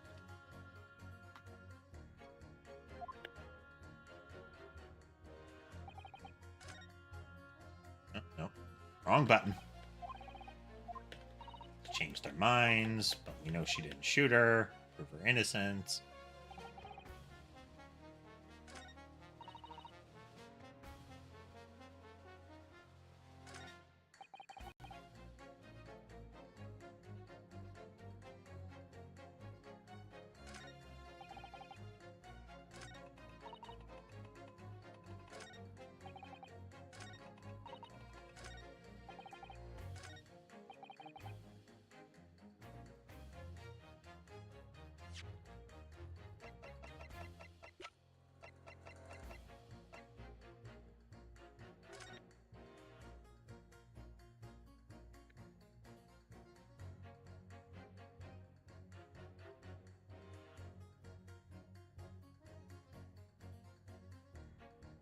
Anything else that changes here?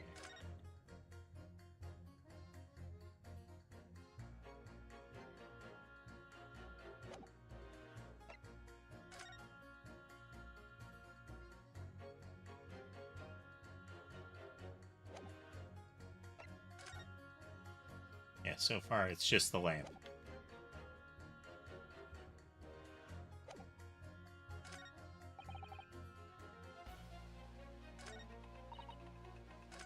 Don't think we can stop her.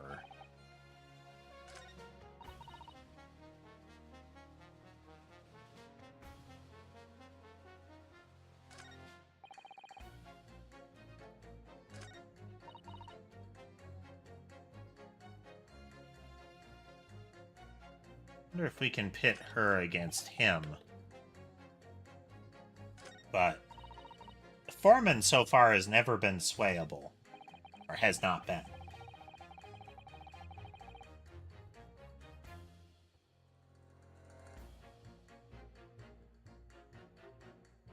So we don't have something from a slightly different position. We have a different time, and that doesn't help.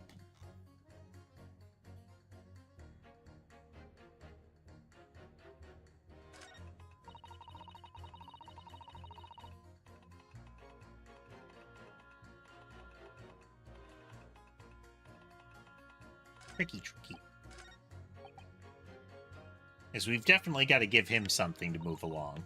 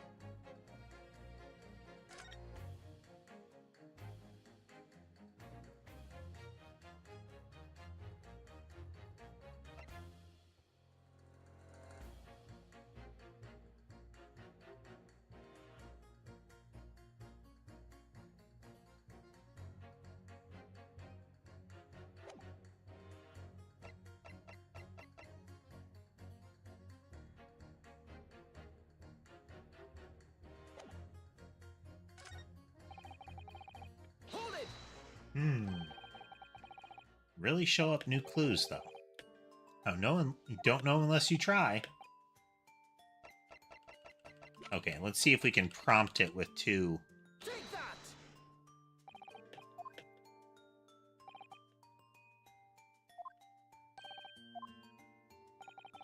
Any 2 suitable ones? I'd like you to demonstrate. 1 more, and then we'll give him this one to show that it's wrong. These 2 prints were both taken with the same camera and window banks in the night in question. I see. Tell me, Mr. Lawyer. You know how stereotype... Okay. Do you understand the principle? I think so. Did have a lesson only yesterday.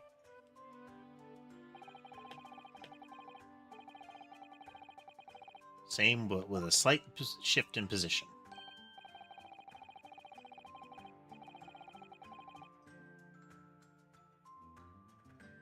When your brain merges the 2 images together inside your head, the shift looks like you're viewing it.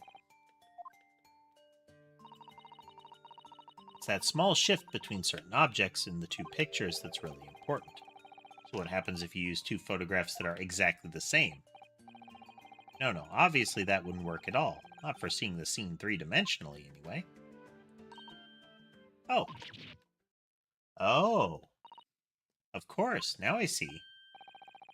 I think the young girl has discovered the secret. I have. Can you uncross your eyes before you tell me? Have another look at these 2 pictures from Hurley's camera, Bruno. Go on.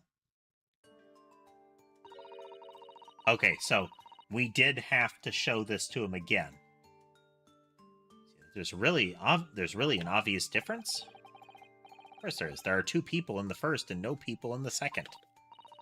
Well, yes, you can see that straight away, but now try looking at the picture in 3 dimensions. All right, I'll give it a go.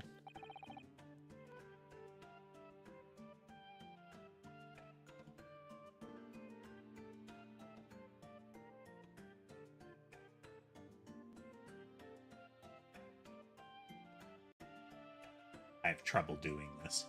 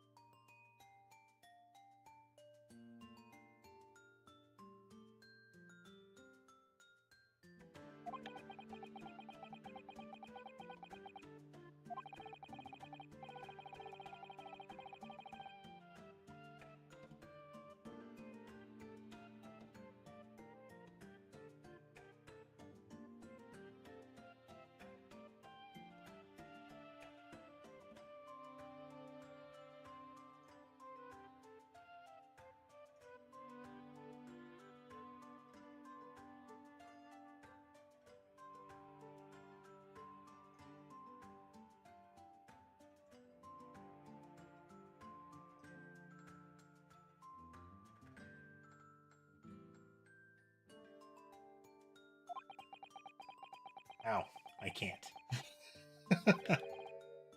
Wait.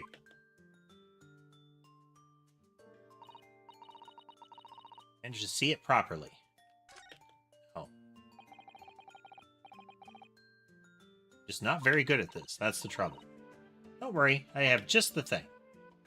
Look. I happen to bring this with me, a portable stereoscope. I will really appreciate it if they short-circuit this with this tool now. I know I mentioned this yesterday, but if you've had that contraption with you from the outset, you could have just saved me staring at Mr. Windibank and Gina like I hate them all the time.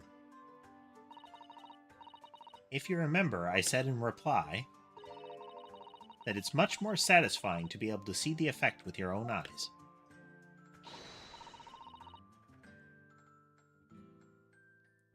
Why don't we use this helpful little aid now?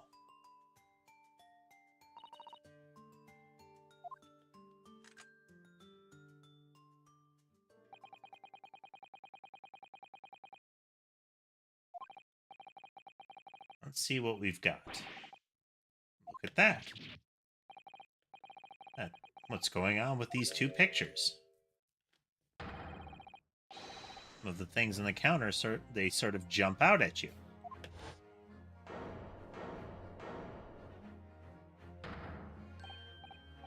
I kind of wish we would have seen Von Zeke's not using the stereoscope, or the portable one. That's it, you see. The other amazing power of stereoscopes. Other amazing power? Someone going to explain this black magic? Why the deuce do some of the things on the counter seem to jump out at you like that? I think you'll find that if you consider the basic principle of the stereoscope, you'll answer your own question. Basic principles? As I said before, if you try to look at two identical pictures using a stereoscope, it won't work at all. It's the slight shift in the position of certain objects that lets you see pictures three-dimensionally. In other words,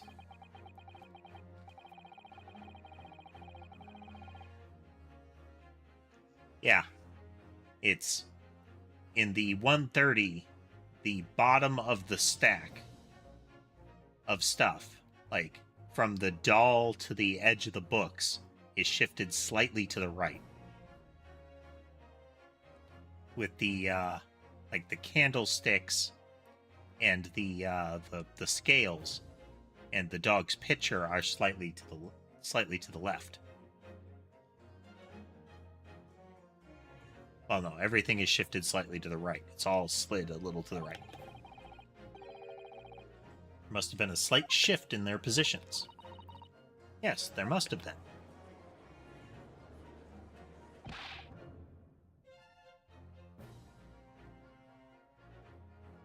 Now hold fire there, sir. Got a reasonable grasp of this whole cross-eyed business now, I'd say. But why the devil does this shift between the two prints exist in the first place? Well, what's the answer, fellow? Come on. You're the cross-eyed master. What? Me?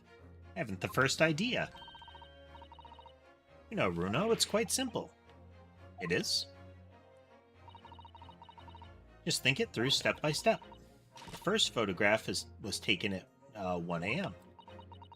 Then, 30 minutes later, the second photograph was taken, but the position of some items on the counter appears to have shifted slightly in the interim.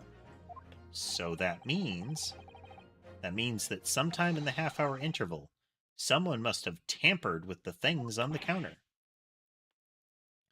Zookers. I hadn't heard that one. Someone tampered? New information. Stop. Not mentioned in testimony so far. Stop. Yes. We've had to go around in circles a little here, it seems. But I'm starting to see what I should be aiming at in this summation examination now. Thump.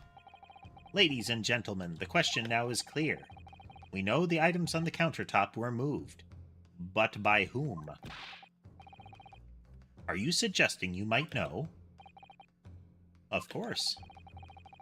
I can tell you right now who is responsible for the almost imperceptible shift of the items on the counter. Do we have to pick a particular one? Let's find out. Take that! Thump. It was the witnesses currently in the stand, the Skulkin brothers. Okay, you don't have to pick a particular one. That's nice. Wait.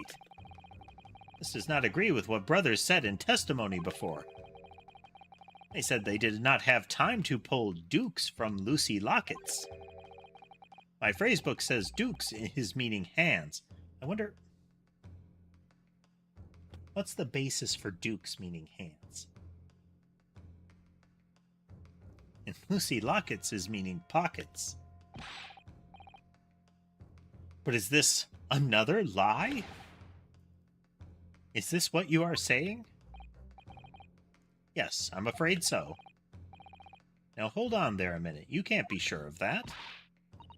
I quite agree. The accused is a common pick purse, after all. It's perfectly possible that she went through the things on the desk to see what she might steal. I think that's unlikely. And why exactly? As you can see from this photographic print, the defendant was pointing a gun at the victim. It would seem, as my learned friend indicated, that she was coercing Mr. Windibank to open the storeroom door. In other words, Miss Lestrade's interest lay within the storeroom, not in the main shop, giving her no reason to touch anything on the counter. All of which points to one thing. The Skulkin brothers have omitted key facts in their testimony. But the accused is a pick purse, common gutter trash. Why look any further for the wrongdoer here? Because the Skulkin brothers are thieves, madam. No better, in fact worse, than a pick purse. Gasp! I believe that these brothers were looking for something on the victim's counter that night. Ladies and gentlemen of the jury, if you would condemn the defendant on the grounds that she's a pickpocket, would it not at least be right and proper to thoroughly scrutinize testimony given against her by two thieves? Well said. I, for one, would like to hear more from that shady pair.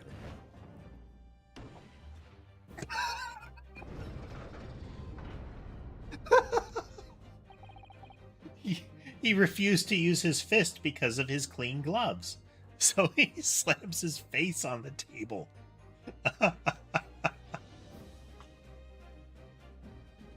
Oh, beautiful. Can you all see now? I think you'll find stereoscopes aren't playthings. You've seen their extraordinary potential firsthand. Boop.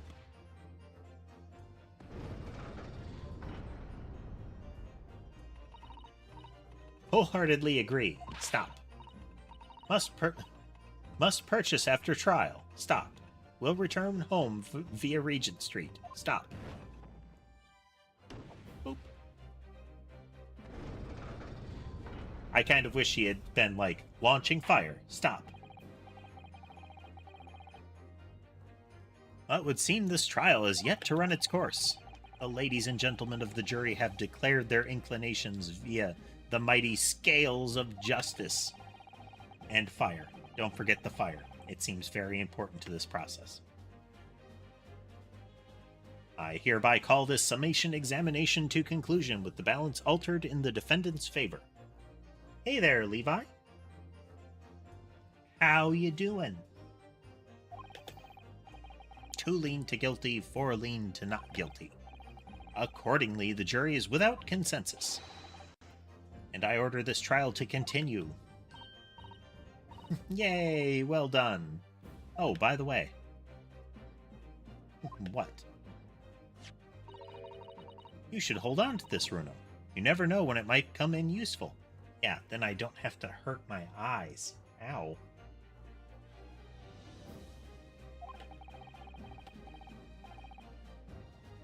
I can't quite cross my eyes while still looking at the screen at the distance that it's at. So I end up essentially dragging my eyes back into position against the effort to cross them. Feels like it pulls on something. Twice in one trial would be unusual, surely. But all right.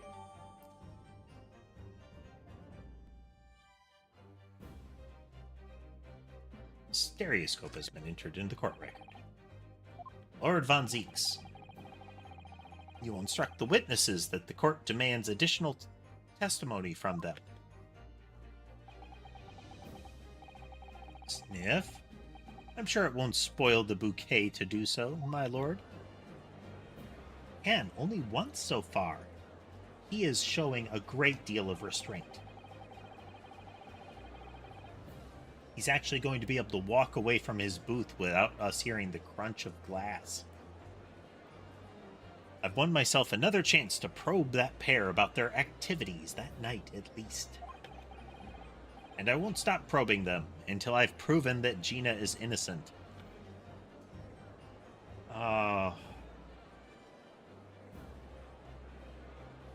Crazy?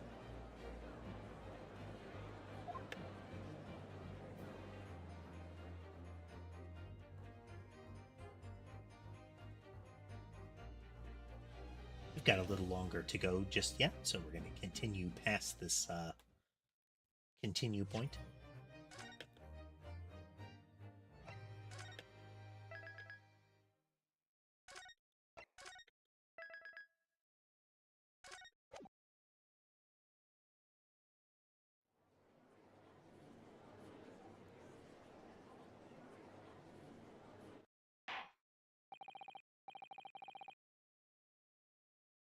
Gavel, let us resume. Witnesses, you will now retake the stand.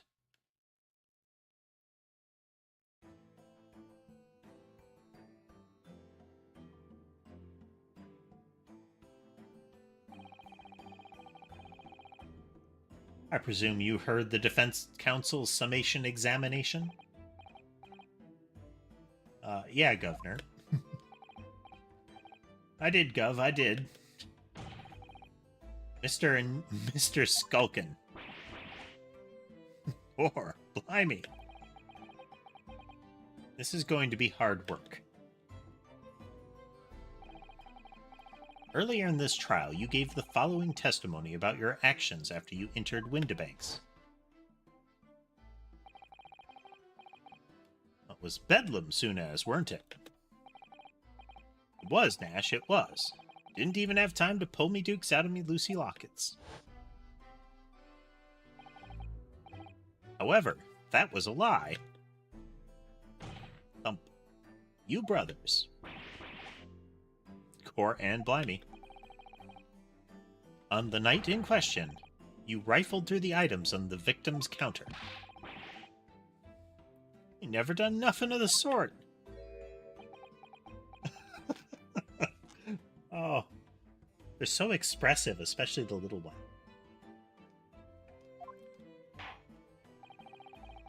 We'll now give formal testimony once again.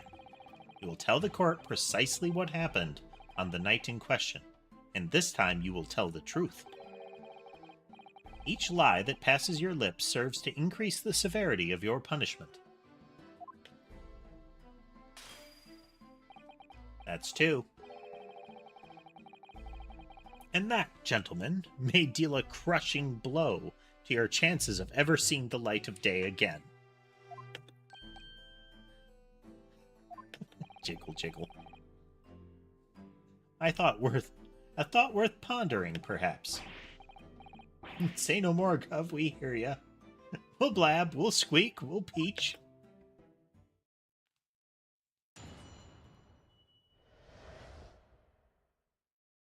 The whole truth.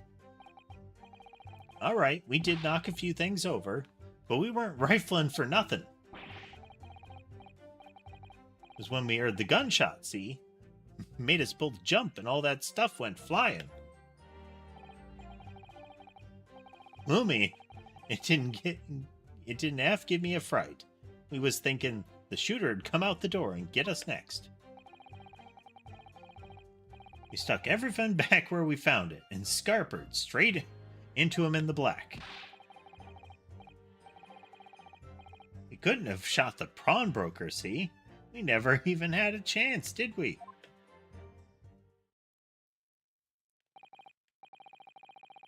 Man, the guy in green has that vibe of those really cheesy, 3D movies. The ones where they go out of their way to get some value out of the 3D effects. So you'll have the people like taking something to the camera and be like, ooh, pointed at the camera, pull it back, pointed at the camera, pull it back. His chin had that vibe there. So you admit to the defense's accusations. You did indeed ransack Mr. Windibank's countertop on the night in question. No, not ransack, Governor, no. That's right, Nash, that's right. It's more like we tidied up, yeah. Sorry. By their own admission, these brothers entered the pawnbrokery under dubious circumstances. Dubious. However, they panicked and fled on hearing the gunshot, having first made good their mess. The way you say it, we hardly sound like roughs at all. We don't, Nash. We don't. And can he make us sound a bit more cutthroat? It can't just be coincidence that these men showed up at the Windibanks that night.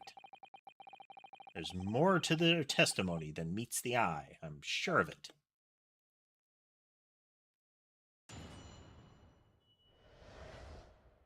Little cross swords vibe of the prosecutor and defense pictures in that.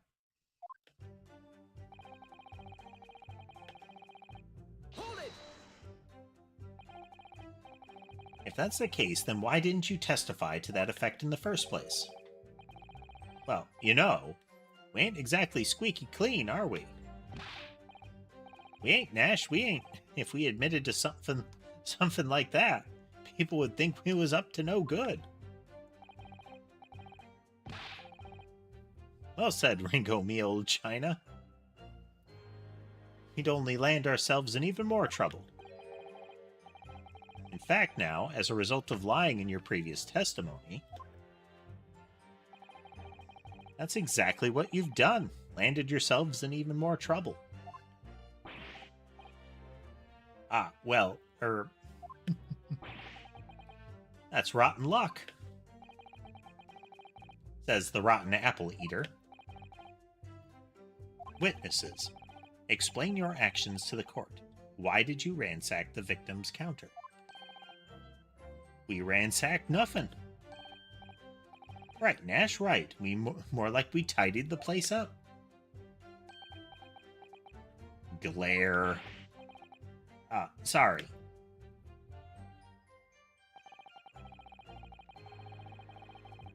Hold it! So what you're saying is, the sound of the gunshot shocked you so much you knocked all those things off the counter. Well, it shocked one of us that much, yeah. This bag of nerves needs to learn to keep his shirt on. Look, it was loud, all right? Blimey, me dead granny would have woken up at that bang. Big bruv here screamed like a bloomin' baby and fell over on the counter. He knocked over a load of books, a candlestick, and some skull whatnot. I got tangled in some marionette, what knocked over a picture frame, what knocked them scales on the floor. You've really mastered working quietly, then. What a racket. Me granny would have been scared back into her grave at a clatter like that. So in short, the gunshot took you by surprise. And then some. I mean, it was quiet as a mouse, and then all of a sudden, bam. Excuse me. Inspector Gregson, do you have something to add? Like I keep saying, I don't appreciate being lumped in with these scoundrels. No, something to add about their testimony. You seemed to react just now at what Mr. Skulkin said. Did it make you think of something? It's probably nothing, of course. I wouldn't even bother to mention it, only... Well, the fact is, cases don't get solved if you ignore the little details. How about you just tell us what's on your mind? As you know, we brought these fellas into the yard for questioning last night. And the statement they gave then told a slightly different story to what they're saying now.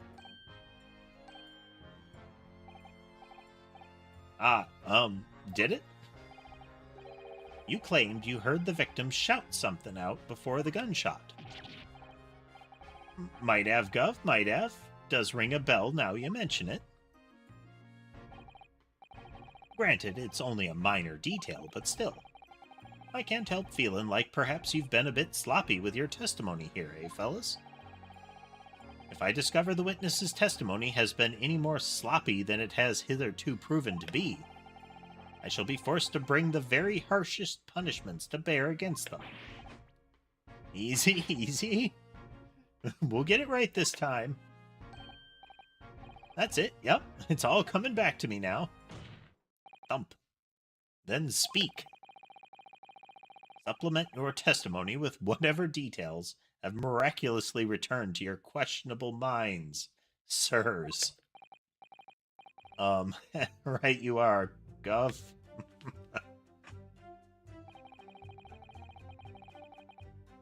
Just before the gunshot, we heard a voice yelling out, "Gimme that gun." So in fact, you heard the voice and the gunshot almost simultaneously? We did, Gov, we did. Although I suppose, if you're being honest, we heard a kind of wavering voice before the yell and all. If you don't want to get shot, give me that gun. Kind of thing.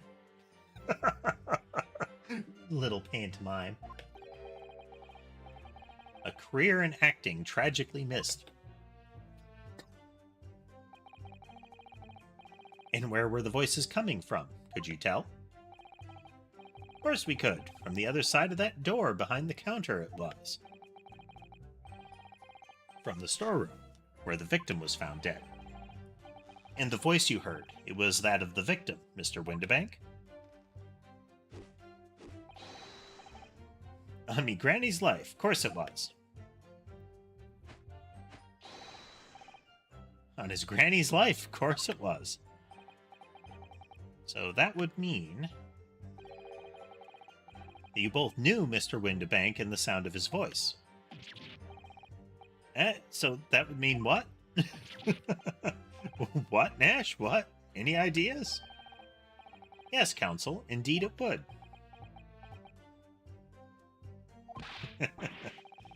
Nah. We didn't know the geezer.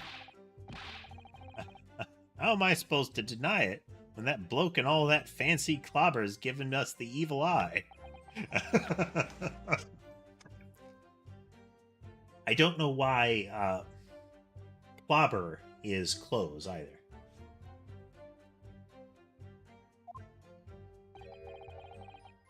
If you value your lives, you will ensure your testimony is accurate and true. On me granny's life, it is.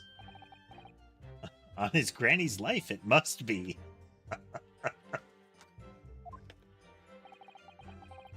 It's a good job his granny's dead.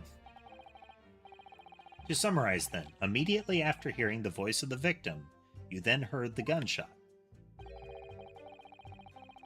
causing you to stumble and upset the items on the counter, scattering them over the shop floor.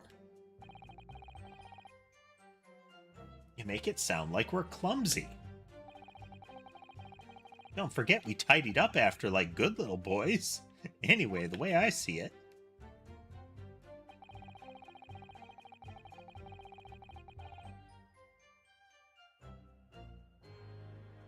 The bloke what owned the place was holding a gun, so he should have just fired instead of yelling at the girl. Hold it! You're saying that Mr. Windibank had a gun in his hands. Oh yeah, bet that was a sight, eh? Two of them waving them guns at each other must have been pretty heated. I mean, just before he shouted out, we heard the geezer say, "If you don't want to get shot." Didn't really sound like he meant it, mind. More of an empty threat, you could say. Mr. Windibank was known to keep a revolver on his shop counter at all times. People say that to protect the articles in his keeping, he'd readily put a bullet in someone's head if required. That someone being himself, of course. Good grief, extraordinary devotion indeed, if alarmingly misguided. Well, he certainly sounded like he was ready to pull the trigger the other night. Only the person he was gonna shoot beat him to it. Cooked his goose proper. Bet he wished he'd squeezed the trigger instead of wasting time shouting, "Gimme that gun." And it was directly after those words that you heard the gunshot? It was more or less at the same time, Gov. Gimme that gun. Bam! Kind of thing. Career in acting very tragically missed. We heard the sound of someone hitting the deck. For everything went dead quiet. After that, we'd done a slapdash job tidying the place up.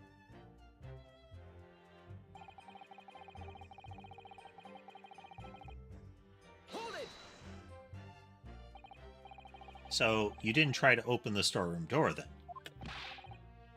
Not on your life. Went deathly quiet after that, it did. Put the wind right up me. Anyway, the door was locked, weren't it?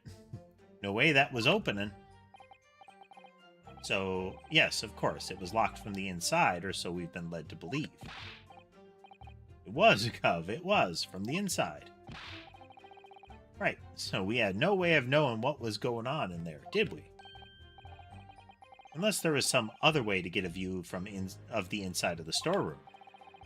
Like, through a keyhole or a spy hole, perhaps? Don't ring no bells, don't light no lights. We had to cut and run before we noticed anything like that. We're still cutting our teeth in this game, see? But one day... we'll really cut the mustard. Please cut it out. But as we know, behind the door was the victim's lifeless body, with the accused not 2 feet away. Yes, unfortunately. Gina was in there, unconscious, with the gun in her hand. To confirm, would it be correct to say that neither of you set foot inside the storeroom? That's right, Gov, that's right. Couldn't have, even if we'd wanted to. Couldn't have. Hold it! Yes, whereupon you fired a shot from your own gun at Herlock Sholmes. Oh, yeah, we was a bit hasty there. We was, Nash, we was. Truth be told, I was already shaking like a leaf when you lot turned up. So was this them saying, "Give me that gun if you don't want to get shot"? Threatening the people in the room. They shoot after getting the gun from them. They shoot Windabank and throw the gun in there with them. And then when Holmes arrives, they shoot Holmes. That would let them use both guns and could have put the gun in the room. But unclear. You're shaking like a leaf. Don't put a loaded gun in your hand. Good advice, miss. Good advice. Truth be told, me mind went totally blank. Before your mind goes totally blank, make sure you don't have a loaded gun in your hand. Mental note made, miss. I'm surprised she's not pointing some of her armaments at them already. After that, we legged it down the street, but apparently we looked dodgy to the coppers or something. So they clapped the darbies on us, winking. Us like winking. So, darbies and winking again. And after that, after you've been handcuffed, the police found this revolver in your possession, correct? Well, yeah. But listen, that proves it, doesn't it? Huh? You couldn't have shot the plane. Hold it! And why should we believe that? Eh? What? Well, 'cause it's true, isn't it? The place was totally empty when we went in. At that time, the victim was already in the storeroom, having been forced to open the door by the accused who had a gun to his head. In other words, on the night in question, these two witnesses never even laid eyes on the proprietor of the pawnbrokery, Mr. Windibank. Correct? You got it, mister. I still love the little guy's happy little face. Very much, yeah.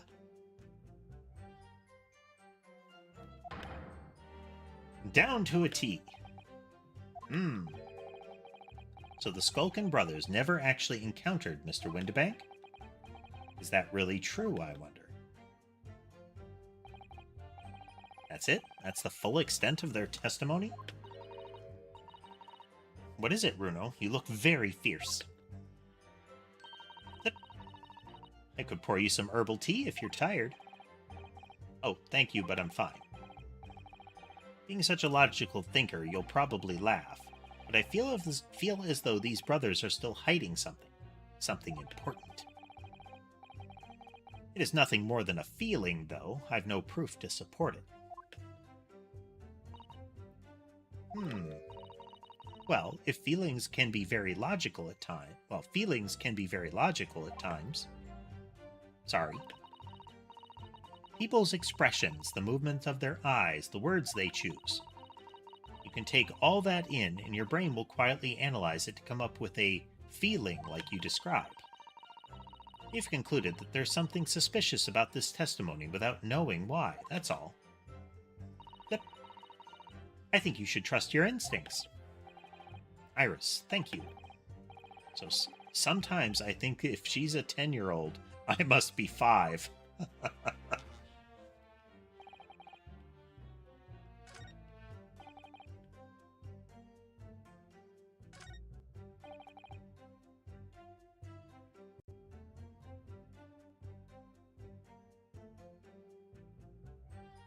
So this is the contradiction. Okay, we're going to try something here.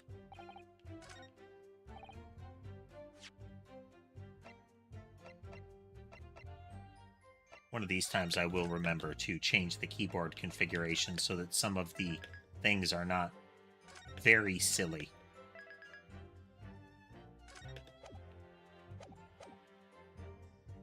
Someday. Okay, so we're going to try to present on this one here.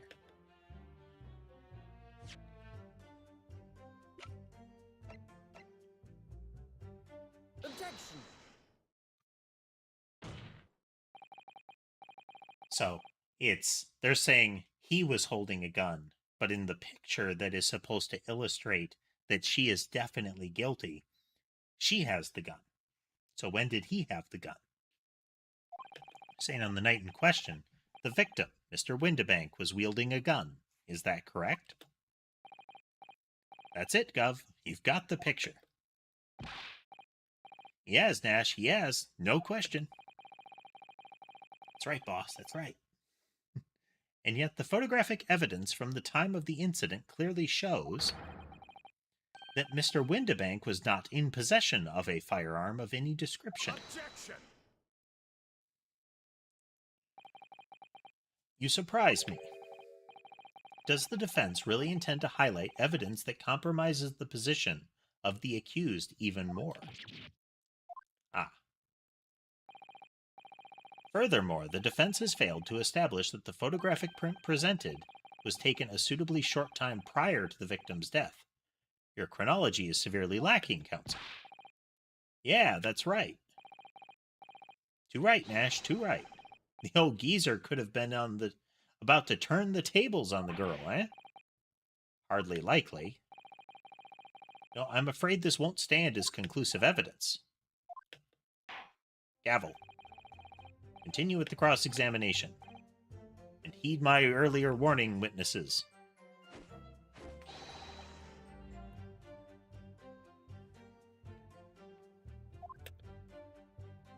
Okay, so the assertion is that he could have had the gun during it, but that's kind of weird.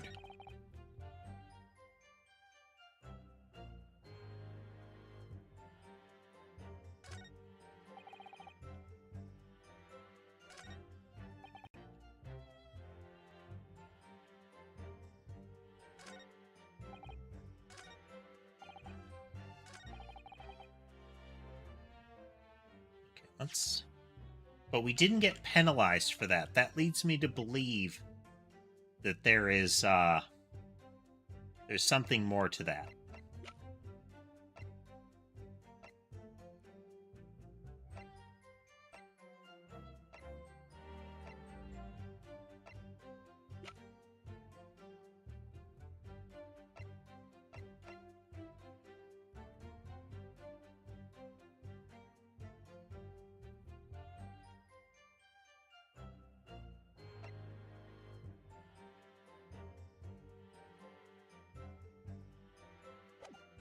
See that this should scream contradictions, though. They saw them.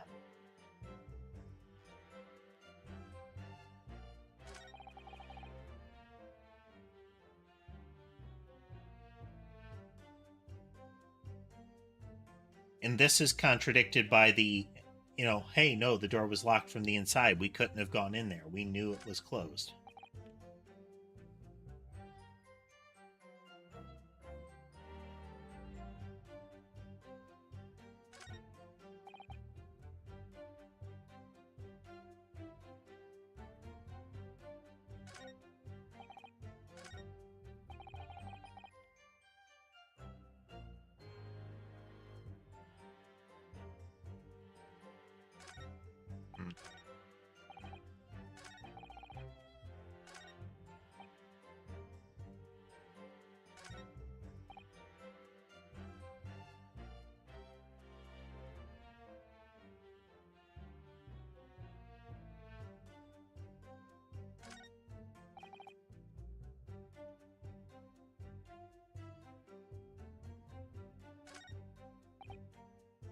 Hold it! Let's go through this again and get the details. What did you tell us? It makes us look bad. Because you lied, you look bad.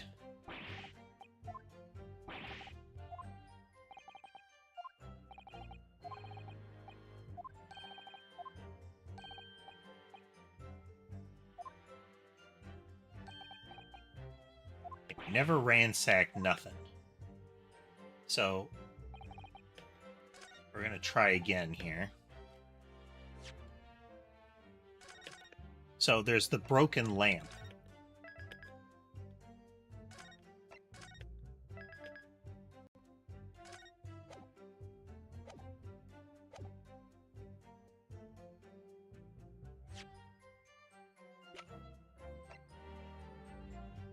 Objection! Nope.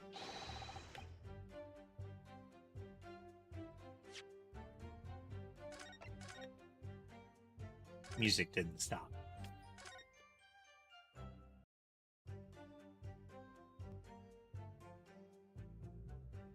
Well, we're going to try to pick up with this next time. Which should be tomorrow. Kind of stumped here. I think fresh eyes will help.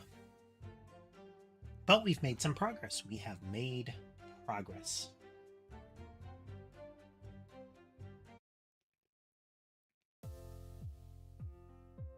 So I hope everybody had fun. What did you think of the trial today?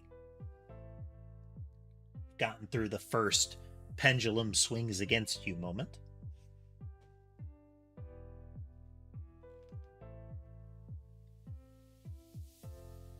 But if you'd like to see some of the prior stuff, there is a playlist for the Great Ace Attorney stuff. So you can see all the prior trials. In the same vein, if you do want to see the Danganronpa or the Ace Attorney trilogy playthroughs, there are playlists for those as well. Those will all help you get caught up with the various things if you'd like to see that. In the meantime, like I said, the goal is to play tomorrow. I should get the stream set up at some point in the interim. And we will see from there. So again, I hope everybody had fun tonight. And I will see you tomorrow.